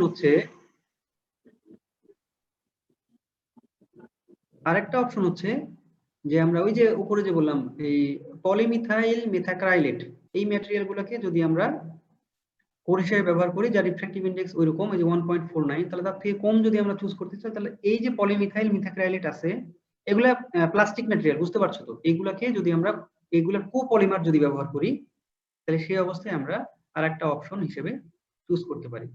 তাহলে হয় প্রথম চয়েস 1.60 1.49, অথবা সেই ক্ষেত্রে আমাদের নিউমেরিক্যাল অ্যাপারচার হয় 0.60। এটার ইম্প্যাক্ট আছে যে এটা চুজ করলে আমাদের কি ধরনের মানে কমিউনিকেশন এটা ইউজ করব। আর আরেকটা অপশন হচ্ছে 1.49 থেকে 1.40। এই ক্ষেত্রে আবার 0.49 হয়, নিউমেরিক্যাল অ্যাপারচার একটু কমে যায়। সেই অবস্থায় আমরা কি ধরনের তোমার মানে ওয়ে পেতে পারি, কোন ধরনের কমিউনিকেশনে আমরা এগুলা ইউজ করতে পারি। আর থার্ড অপশন হচ্ছে আমাদের পিসিএস, অর্থাৎ প্লাস্টিক ক্ল্যাড সিলিকা। এগুলা ব্যবহারের সুবিধা হচ্ছে যে এগুলা লেস এক্সপেন্সিভ, কিন্তু এগুলাতে লস অনেক বেশি হয়, যার ফলে এই পিসিএস ফাইবার গুলো আমরা ব্যবহার করি সাধারণত শর্ট ডিস্টেন্স কমিউনিকেশন, হাই ডিস্টেন্সের ক্ষেত্রে ব্যবহার করতে পারি। নিচে একটা প্রশ্ন দিয়েছি সিম্পল, যে what are the advantages of plastic fibres over glass. কি সুবিধা হতে পারে বলো? গ্লাস ফাইবারের থেকে প্লাস্টিক ফাইবার মানে কি, আসলে এইগুলা সবই রিলেটিভ। রিলেটিভ কেন? কোন কোন ক্ষেত্রে আমি ওই যে দেখা যাবে যে গ্লাসে অ্যাডভান্টেজ পাবো, আবার কোন কোন ক্ষেত্রে প্লাস্টিক, মানে কোনটাই স্পেসিফিক ভাবে বলতে পারবো না যে প্লাস্টিক ফাইবারের সব সময় আমি সুবিধা পাবো। প্লাস্টিকের ব্যয় কমে যাবে। হ্যাঁ, আমাকে চিন্তা করতে হবে যে আমি কোন ধরনের কমিউনিকেশন এটা ব্যবহার করতে চাই। এটা দেখে আমাকে ম্যাটেরিয়াল চুজ করতে হবে যে কোন ধরনের ম্যাটেরিয়াল কোন ধরনের কমিউনিকেশনের জন্য সুইটেবল। এই জন্য স্পেসিফিক ভাবে তুমি বলতে পারবে না, মানে কোনো কনক্লুশনে আসতে পারবে না যে এটাই আমার পারফেক্ট, এটা ব্যবহার করলে আমি সম্পূর্ণ কমিউনিকেশনটাকে কন্টিনিউ করতে পারবো। বোঝা গেল কি স্যার? তাহলে কি কোশ্চেনের অ্যানসারটা এরকম হবে যে এই না, তুমি জেনারেল যে বিহেভিয়ার গুলো আছে সেগুলো বলবা। ওই যে একজনে বললো যে কস্ট গুলো মানে চিপ হবে একটু, এটা একটা অপশন হতে পারে। তারপরে তুমি নিউমেরিক্যাল অ্যাপারচার দিয়ে বলতে পারো যে এই যে এখানে বলেছে যে গ্লাসের ক্ষেত্রে রিফ্র্যাক্টিভ ইন্ডেক্সের যে ভেরিয়েশন, সেই ভেরিয়েশনের ফলে করেসপন্ডিং নিউমেরিক্যাল অ্যাপারচার কিরকম হয়, আর এই যে প্লাস্টিকের ক্ষেত্রে করেসপন্ডিং নিউমেরিক্যাল অ্যাপারচার গুলো কিরকম হয়, তাহলে একটা পার্থক্য তৈরি হয়ে যেতে পারে। ঠিক আছে, এইভাবে তোমরা পার্থক্যগুলো তৈরি করবে। আচ্ছা, এরপরে অ্যাকসেপ্টেন্স অ্যাঙ্গেল আর অ্যাকসেপ্টেন্স কোণ, যেটা আগেও বলেছি তোমাদের, একটু দেখলেই বুঝতে পারবা। ওই ছবিটাই এখানে আছে যে ইনসিডেন্ট অ্যাঙ্গেল, এই যে এই যে অ্যাঙ্গেলটা ক্রিয়েট হয়েছে এটাকে বলবো অ্যাকসেপ্টেন্স অ্যাঙ্গেল। কিন্তু পরের যে মানে ইমেজটা আছে, এই ইমেজে কি দেখতে পাচ্ছ? অ্যাকসেপ্টেন্স কোণ। এই যে শ্যাডো রিজিয়নটা, এটার নাম হচ্ছে অ্যাকসেপ্টেন্স কোণ, মানে এইখান থেকে এতটুকু পর্যন্ত এই অ্যাঙ্গেলটাকে বলছি আমি অ্যাকসেপ্টেন্স কোণ। এগুলোকে বলা হয় যতগুলো রে আসবে সেগুলো, যতগুলো রে, সবগুলো রেই কোণের মধ্যে দিয়ে মানে ট্রান্সমিট করবে। ঠিক আছে, কোনটা বড় অ্যাকসেপ্টেন্স কোণ হবে, কোনটা ছোট হবে, এরকম। স্যার সেকেন্ড চিত্রের অ্যাকসেপ্টেন্স অ্যাঙ্গেলটা আবার দেখান তো স্যার। এই যে শ্যাডো রিজিয়ন দেখা যাচ্ছে, মানে মনে করো আমার ম্যাক্সিমাম যে মানে মানে ম্যাক্সিমাম যে অ্যাঙ্গেলটা ব্যবহার করলে আমার রেটা কোর ক্ল্যাডিং ইন্টারফেস লিভ করবে না, সেই ধরনের ম্যাক্সিমাম অ্যাঙ্গেল আমি ক্রিয়েট করব দুই পাশেই, দুই বাউন্ডারিতে। বোঝা গেল কি? তাছাড়া যদি ওই অবস্থা তৈরি হয় যে আমি ওই যে ওই বাউন্ডারিতে ক্রিটিক্যাল অ্যাঙ্গেল থেকে কম অ্যাঙ্গেল রেখেছি, তাহলে কি হবে? ক্রিটিক্যাল অ্যাঙ্গেল থেকে কম অ্যাঙ্গেল হলে তো তোমার ওই যে রিফ্র্যাকশন ঘটে যাবে। রিফ্র্যাকশন ঘটে তোমার ওই রেটা, অপটিক্যাল যে রে আছে, এটা হচ্ছে ইয়াতে চলে যাবে, কোর ক্লিয়ারিং ইন্টারফেস অতিক্রম করে চলে যাবে। তাহলে তো সেই অবস্থায় আমার ওই যে টোটাল ইন্টারনাল রিফ্লেকশনের শর্তটা ফুলফিল হলো না। স্যার ক্রিটিক্যালি থেকে বড় রাখতাম। হ্যাঁ, আচ্ছা আমি একটা কথা বলি যে ওই যে ওই ছবিটা মানে জেনারেল যে রিফ্র্যাকশনের ছবিটা দেখালাম, এটা আর এটা কিন্তু আলাদা কনসেপ্ট। এটা বোঝা গেছে কি? জেনারেল ছবিটাতে আমি শুরুতেই ক্রিটিক্যাল অ্যাঙ্গেল তোমাকে বললাম যে হচ্ছে কোথায়, কোন স্লাইডে যেন, এটা গুলিয়ে ফেলো না, তাহলে কিন্তু কনফিউশন তৈরি হবে। জেনারেল যে ছবি, এই যে জেনারেল যে ছবিটা ছিল, সেই ছবিতে আমার এই ক্রিটিক্যাল অ্যাঙ্গেলের থেকে বড় অ্যাঙ্গেল যদি ব্যবহার করি, আমি শুরুতেই ক্রিটিক্যাল অ্যাঙ্গেল দিয়ে শুরু করেছি, কিন্তু ওইখানে কিন্তু ক্রিটিক্যাল অ্যাঙ্গেল দিয়ে শুরু করিনি। ঠিক আছে, ওইখানে ইনসিডেন্ট অ্যাঙ্গেল দিয়ে ক্রিটিক্যাল অ্যাঙ্গেল তৈরি করেছি। এটা ক্লিয়ার হয়েছে কি? আমার যে শুরুর ইনসিডেন্ট যে রে, ইনসিডেন্ট এটা কোথায় আছে বলো তো দেখি? ইনসিডেন্ট রেটা তো আছে এয়ারে, বাইরে, হ্যাঁ বাইরে তাই না? আমার সোর্সটা তো আছে বাইরে, তাহলে ওইটা দিয়ে আমি কোর ক্ল্যাডিং ইন্টারফেসে আমি নরমালটা চিন্তা করেছি। এই নরমাল আর ওই নরমাল কিন্তু এক হচ্ছে না। তাহলে ক্লিয়ার হলো কি? এটা হচ্ছে কোর ক্ল্যাডিং এর ইন্টারফেস, আর এখানে আছে এমনি একটা তোমার মনে করো দুইটা মিডিয়া তৈরি করা আছে। জি স্যার। তো এই জন্য এই দুই জায়গায় কনফিউশন তৈরি করো না, তাহলে ওই কমপ্লেক্সিটিটা তৈরি হবে। আচ্ছা, এখন আসো যে নিউমেরিক্যাল অ্যাপারচার তাহলে কাকে বলবো আমরা? দেখো এটাকে ওই যে যদি এরকম অবস্থা তৈরি হয়, এই যে এই ছবিটা মনে হয় পরিষ্কার হবে। দেখো এই যে এরকম অ্যাঙ্গেল যদি তৈরি করতাম আমি, তাহলে দেখো এই রেটা কিন্তু ওই ক্ল্যাডিং রিজিয়নে চলে গেছে। ঠিক আছে, এই রেটা হচ্ছে আউট অফ দ্য ফাইবার। এটাকে সিম্পলি বলবো আমরা আউট অফ দ্য ফাইবার, যেটা আমাদের ইন্টেনশন না। তাহলে আমার অ্যাকসেপ্টেন্স কোণ হতে হবে অবশ্যই এর মধ্যে। ঠিক আছে, ম্যাক্সিমাম কতটুকু হবে? ম্যাক্সিমাম এক প্রান্তের জন্য হবে থিটা ম্যাক্সিমাম, থিটা যদি ধরি আমি থিটা আই, তাহলে থিটা আই ম্যাক্সিমাম হবে আমার এইখান থেকে এতটুকু। এই যে কার্সরটা দেখতে পাচ্ছ, এই যে মোটা লাইন, এখান থেকে এতটুকু হবে ম্যাক্সিমাম। স্যার তার মানে স্যার ইনসিডেন্ট রেটটা 0 ডিগ্রি হলেই হলো? 0 ডিগ্রি কোথায় হলো? এই যে এটা যদি নরমাল চিন্তা করো ওই সেন্সে, মানে মাঝখানের অংশটা। জি স্যার। তাহলে ওইখান থেকে আমার এতটুকু, নরমালের সাথে অ্যাঙ্গেল অফ ইনসিডেন্স তৈরি হয় না, সেই সেন্সে বললাম আর কি। আচ্ছা, তাহলে সেই রেটা অবস্থান করবে অবশ্যই এইটুকুর মাঝখানে, এটা লিভ করতে পারবে না। যখনই এই অ্যাঙ্গেলটা লিভ করবে, ইনসিডেন্ট অ্যাঙ্গেলটা, তখন কিন্তু আমার এই কোরের রিজিয়ন অতিক্রম করে যাবে। তাহলে সেই অবস্থায় কিন্তু আমার উদ্দেশ্য সফল হবে না। এখন ক্লিয়ার হয়েছে?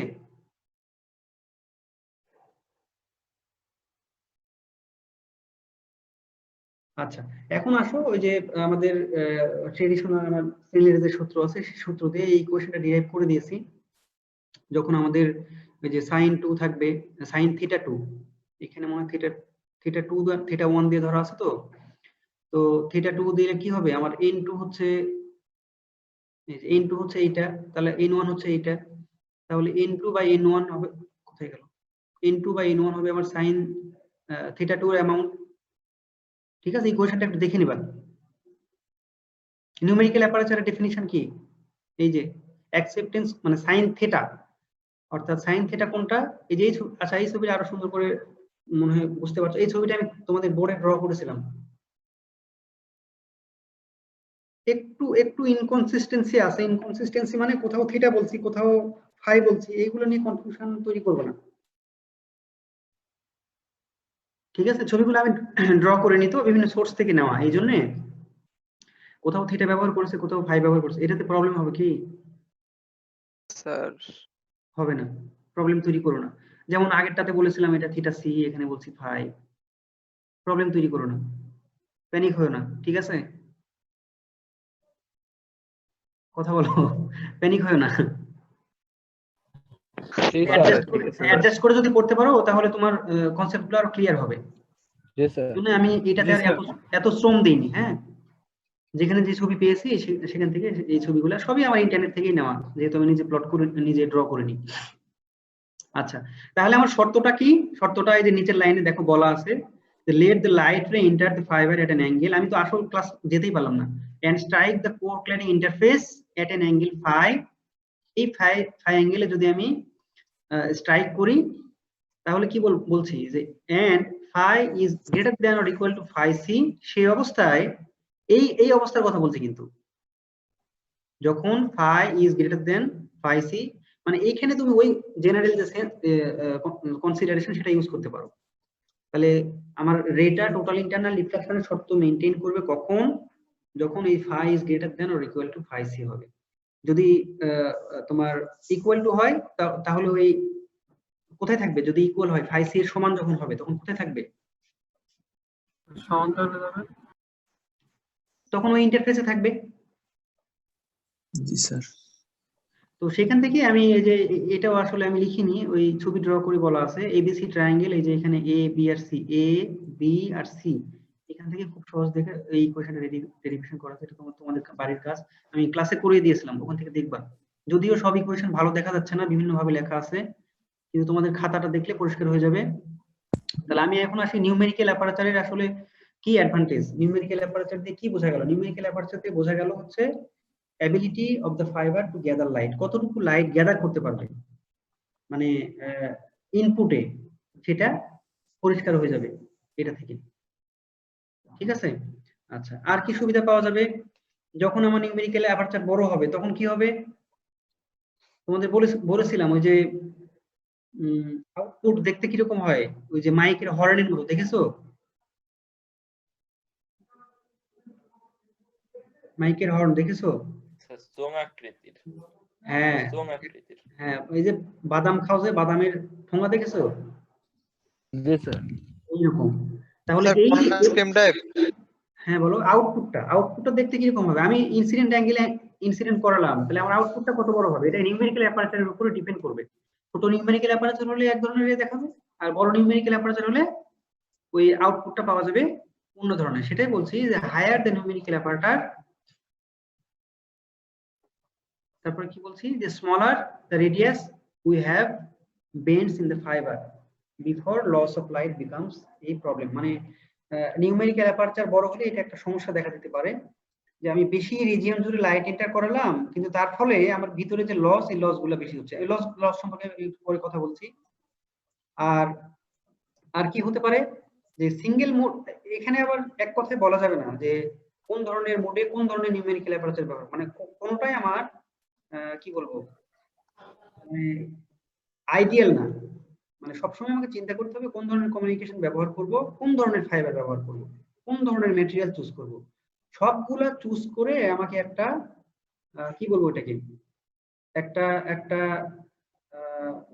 অপটিমাইজেশন কন্ডিশন বের করতে হবে, যে কন্ডিশনে আমি যে ফাইবারগুলোকে ইউজ করব। কথা পরিষ্কার হলো কি? একটু চিন্তা করতে হবে আর কি, যে আমি কোন ধরনের কমিউনিকেশন ব্যবহার করব। আমি কি শর্ট ডিস্টেন্স কমিউনিকেশন ব্যবহার করব নাকি লং ডিস্টেন্স ব্যবহার করব? যদি শর্ট ডিস্টেন্স হয় তাহলে কি আমি সিঙ্গেল মোড ব্যবহার করব নাকি মাল্টি মোড ব্যবহার করব? ঠিক আছে, এই সবগুলো অ্যাডজাস্ট করে তোমাকে।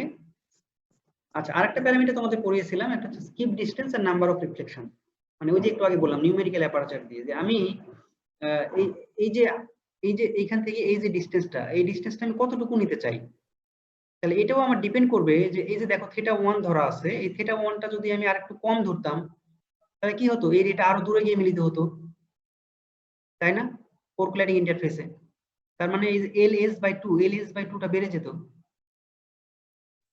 ঠিক আছে, তাহলে একটা যেখানে লাইটটা ইনসিডেন্ট হচ্ছে এখান থেকে আবার এই যে এই বি কোর ক্ল্যাডিং ইন্টারফেস আর হচ্ছে এই যে ফাইবার অফ দ্য অ্যাক্সিস, এই রিজিয়ন থেকে এই রিজিয়ন পর্যন্ত যে দূরত্ব, এই দূরত্বকে বলছি স্কিপ ডিসটেন্স। তাহলে distance between two successive reflections, এখান থেকে এই পর্যন্ত এটাকে বলছি টু সাকসেসিভ রিফ্লেকশনস।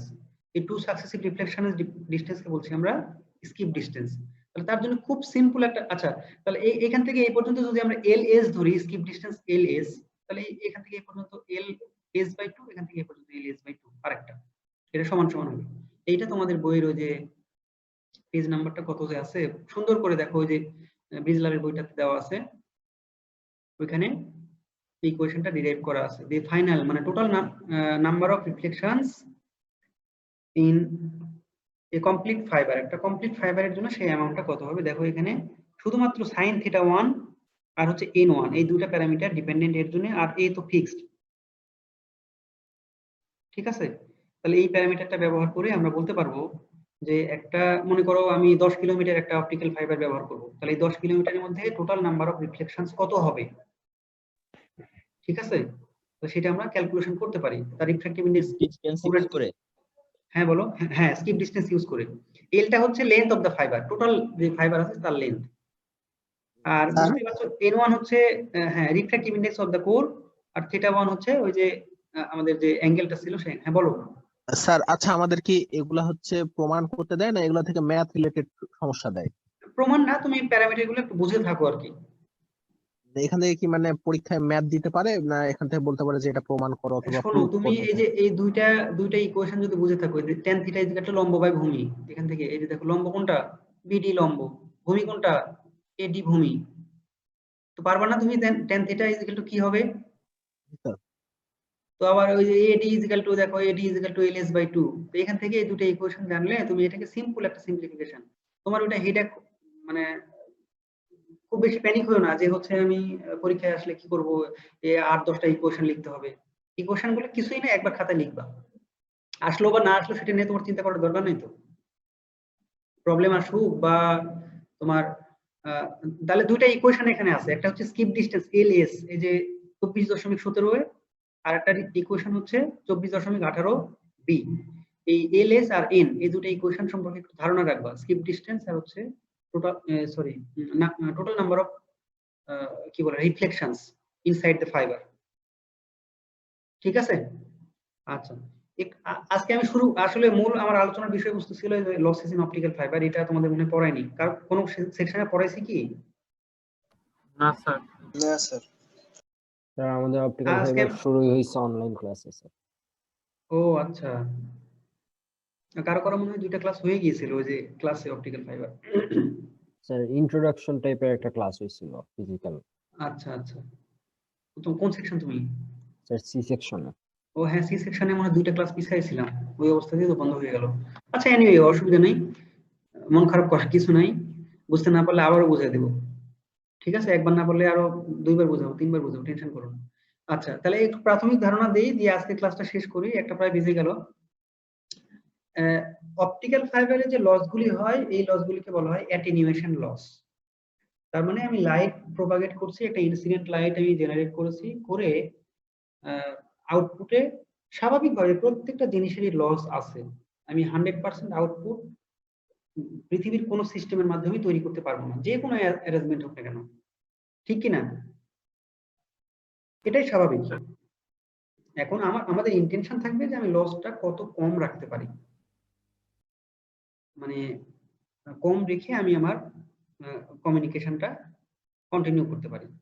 তো এই লসের অ্যামাউন্টটাকে ফাইবার অপটিক সিস্টেমের ক্ষেত্রে আমরা বলি এইগুলাকে অ্যাটেনিউয়েশন লস। তো অ্যাটেনিউয়েশন লসের ডেফিনিশন অনুসারে আমরা এটাকে কিভাবে পাই? এটা হচ্ছে 2 টাইপের অ্যামাউন্ট। হ্যাঁ বলো। ফর্মুলাটা কি ঠিক আছে না উল্টা হয়েছে? মানে উপরে ভাষা যে এরকম লেখা আছে তার তো উল্টা লেখা আছে অ্যাটেনিউয়েশনের ফর্মুলা। ও আচ্ছা, ratio of the optical output, এটা তো মনে হয় কোন একটা জায়গা থেকে লিখলাম, এরকম তো হওয়ার কথা না, আউটপুট বা ইনপুট হওয়ার কথা, তাই না? আউটপুট বা ইনপুট হবে হয়তো, হ্যাঁ এরকমই হওয়ার কথা।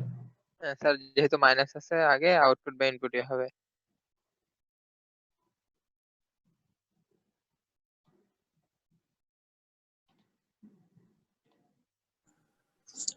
স্যার পিপিটিটা গুগল ক্লাসরুমে দিয়ে দিন। হ্যাঁ দিয়ে দিব, এখন না পারলে আমি পরে দিব। হ্যাঁ, তাহলে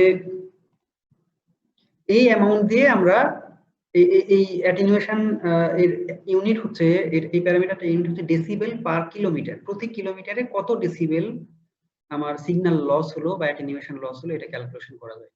এই ক্যালকুলেশন করার জন্য এই লসগুলি আমরা বিভিন্নভাবে কনসিডার করে থাকি।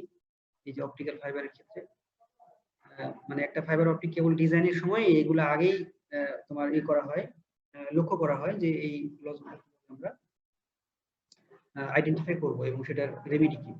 প্রথম যে লসটা আছে এগুলোকে বলা হয় ম্যাটেরিয়াল লস বা অ্যাবজর্পশন লস। 2 নম্বর হচ্ছে স্ক্যাটারিং লস, 3 নম্বর হচ্ছে ডিসপারশন লস, আর ফাইনাল হচ্ছে বেন্ডিং লসেস। বেন্ডিং লসেস বা রেডিয়েন্ট লস বলে এগুলোকে। তো অ্যাবজর্পশন লস বুঝতেই পারছো, আরেকটা নাম হচ্ছে ম্যাটেরিয়াল লস।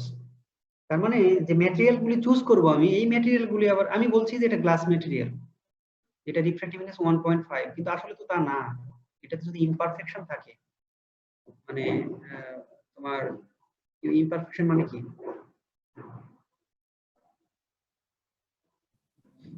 ইমপারফেকশন মানে কি? অশুদ্ধ নাকি? ম্যাটেরিয়ালটা যদি অশুদ্ধ হয়, বিশুদ্ধ না হয়, তখন এই প্রবলেমগুলি দেখা দিতে পারে। ত্রুটি। হ্যাঁ, এইগুলি কোন ক্ষেত্রে বেশি হয়? যেই ম্যাটেরিয়াল গুলির ক্ষেত্রে আমার হাইড্রক্সিল আয়ন আছে, এইগুলোর ক্ষেত্রে আমার ওই এই অ্যাবজর্পশন লস হওয়ার পসিবিলিটি সবচেয়ে বেশি। তাহলে সেই ম্যাটেরিয়াল গুলি চুজ করার ক্ষেত্রে একটু লক্ষ্য রাখতে হবে যে সেগুলো যাতে পিওর হয়।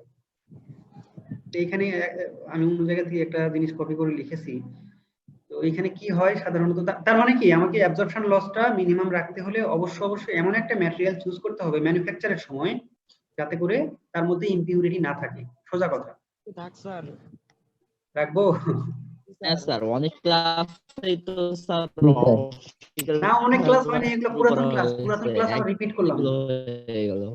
তো করা ছিল না স্যার আগে সি সেকশনে, আমাদের কাছে তো আচ্ছা, সি সেকশনের জন্য একটু, হ্যাঁ একটু তাহলে লোড বেশি হয়ে যাবে তাহলে। আচ্ছা ঠিক আছে, রাখি, কি আর করব। জি স্যার। রেখে দিই তাহলে। আচ্ছা, তোমাদের মনে হয় রবিবারে ক্লাস আছে, রবিবারের ক্লাসটাও আমি নিব। হ্যাঁ, জি জি বুধবারের যে ক্লাসটা আছে ওইটা স্যার নেবে, নুরুজ্জামান স্যার নেবে। জি স্যার। ঠিক আছে। জি স্যার। আর কয়েকটা স্লাইড ছিল আর কি অ্যাবজর্পশন লসের। আমরা তাহলে নেক্সট ডেতে আর প্রথম থেকে শুরু করব না, শুরু করলে আগাতে পারছি না, তাহলে আমরা এই লস দিয়ে শুরু করব। তোমাদের কাজ হলো যে নিউমেরিক্যাল অ্যাপারেচার, তারপরে হচ্ছে নাম্বার অফ রিফ্লেকশন, এই যে স্কিপ ডিসটেন্স ইকুয়েশনগুলো প্র্যাকটিস করবে কিন্তু বাসায়। স্যার, হ্যাঁ বলো। নিউমেরিক্যাল অ্যাপারেচারটা কি একটু বলা যাবে? মানে এর আগে নিউমেরিক্যাল অ্যাপারেচার কিছুই না, ওই যে অ্যাকসেপ্টেন্স অ্যাঙ্গেল যেটা বললাম থিটা শুরুতেই, ওইটার sign angle, sine theta is equal to numerical aperture. ব্যাপারটা হচ্ছে এরকম।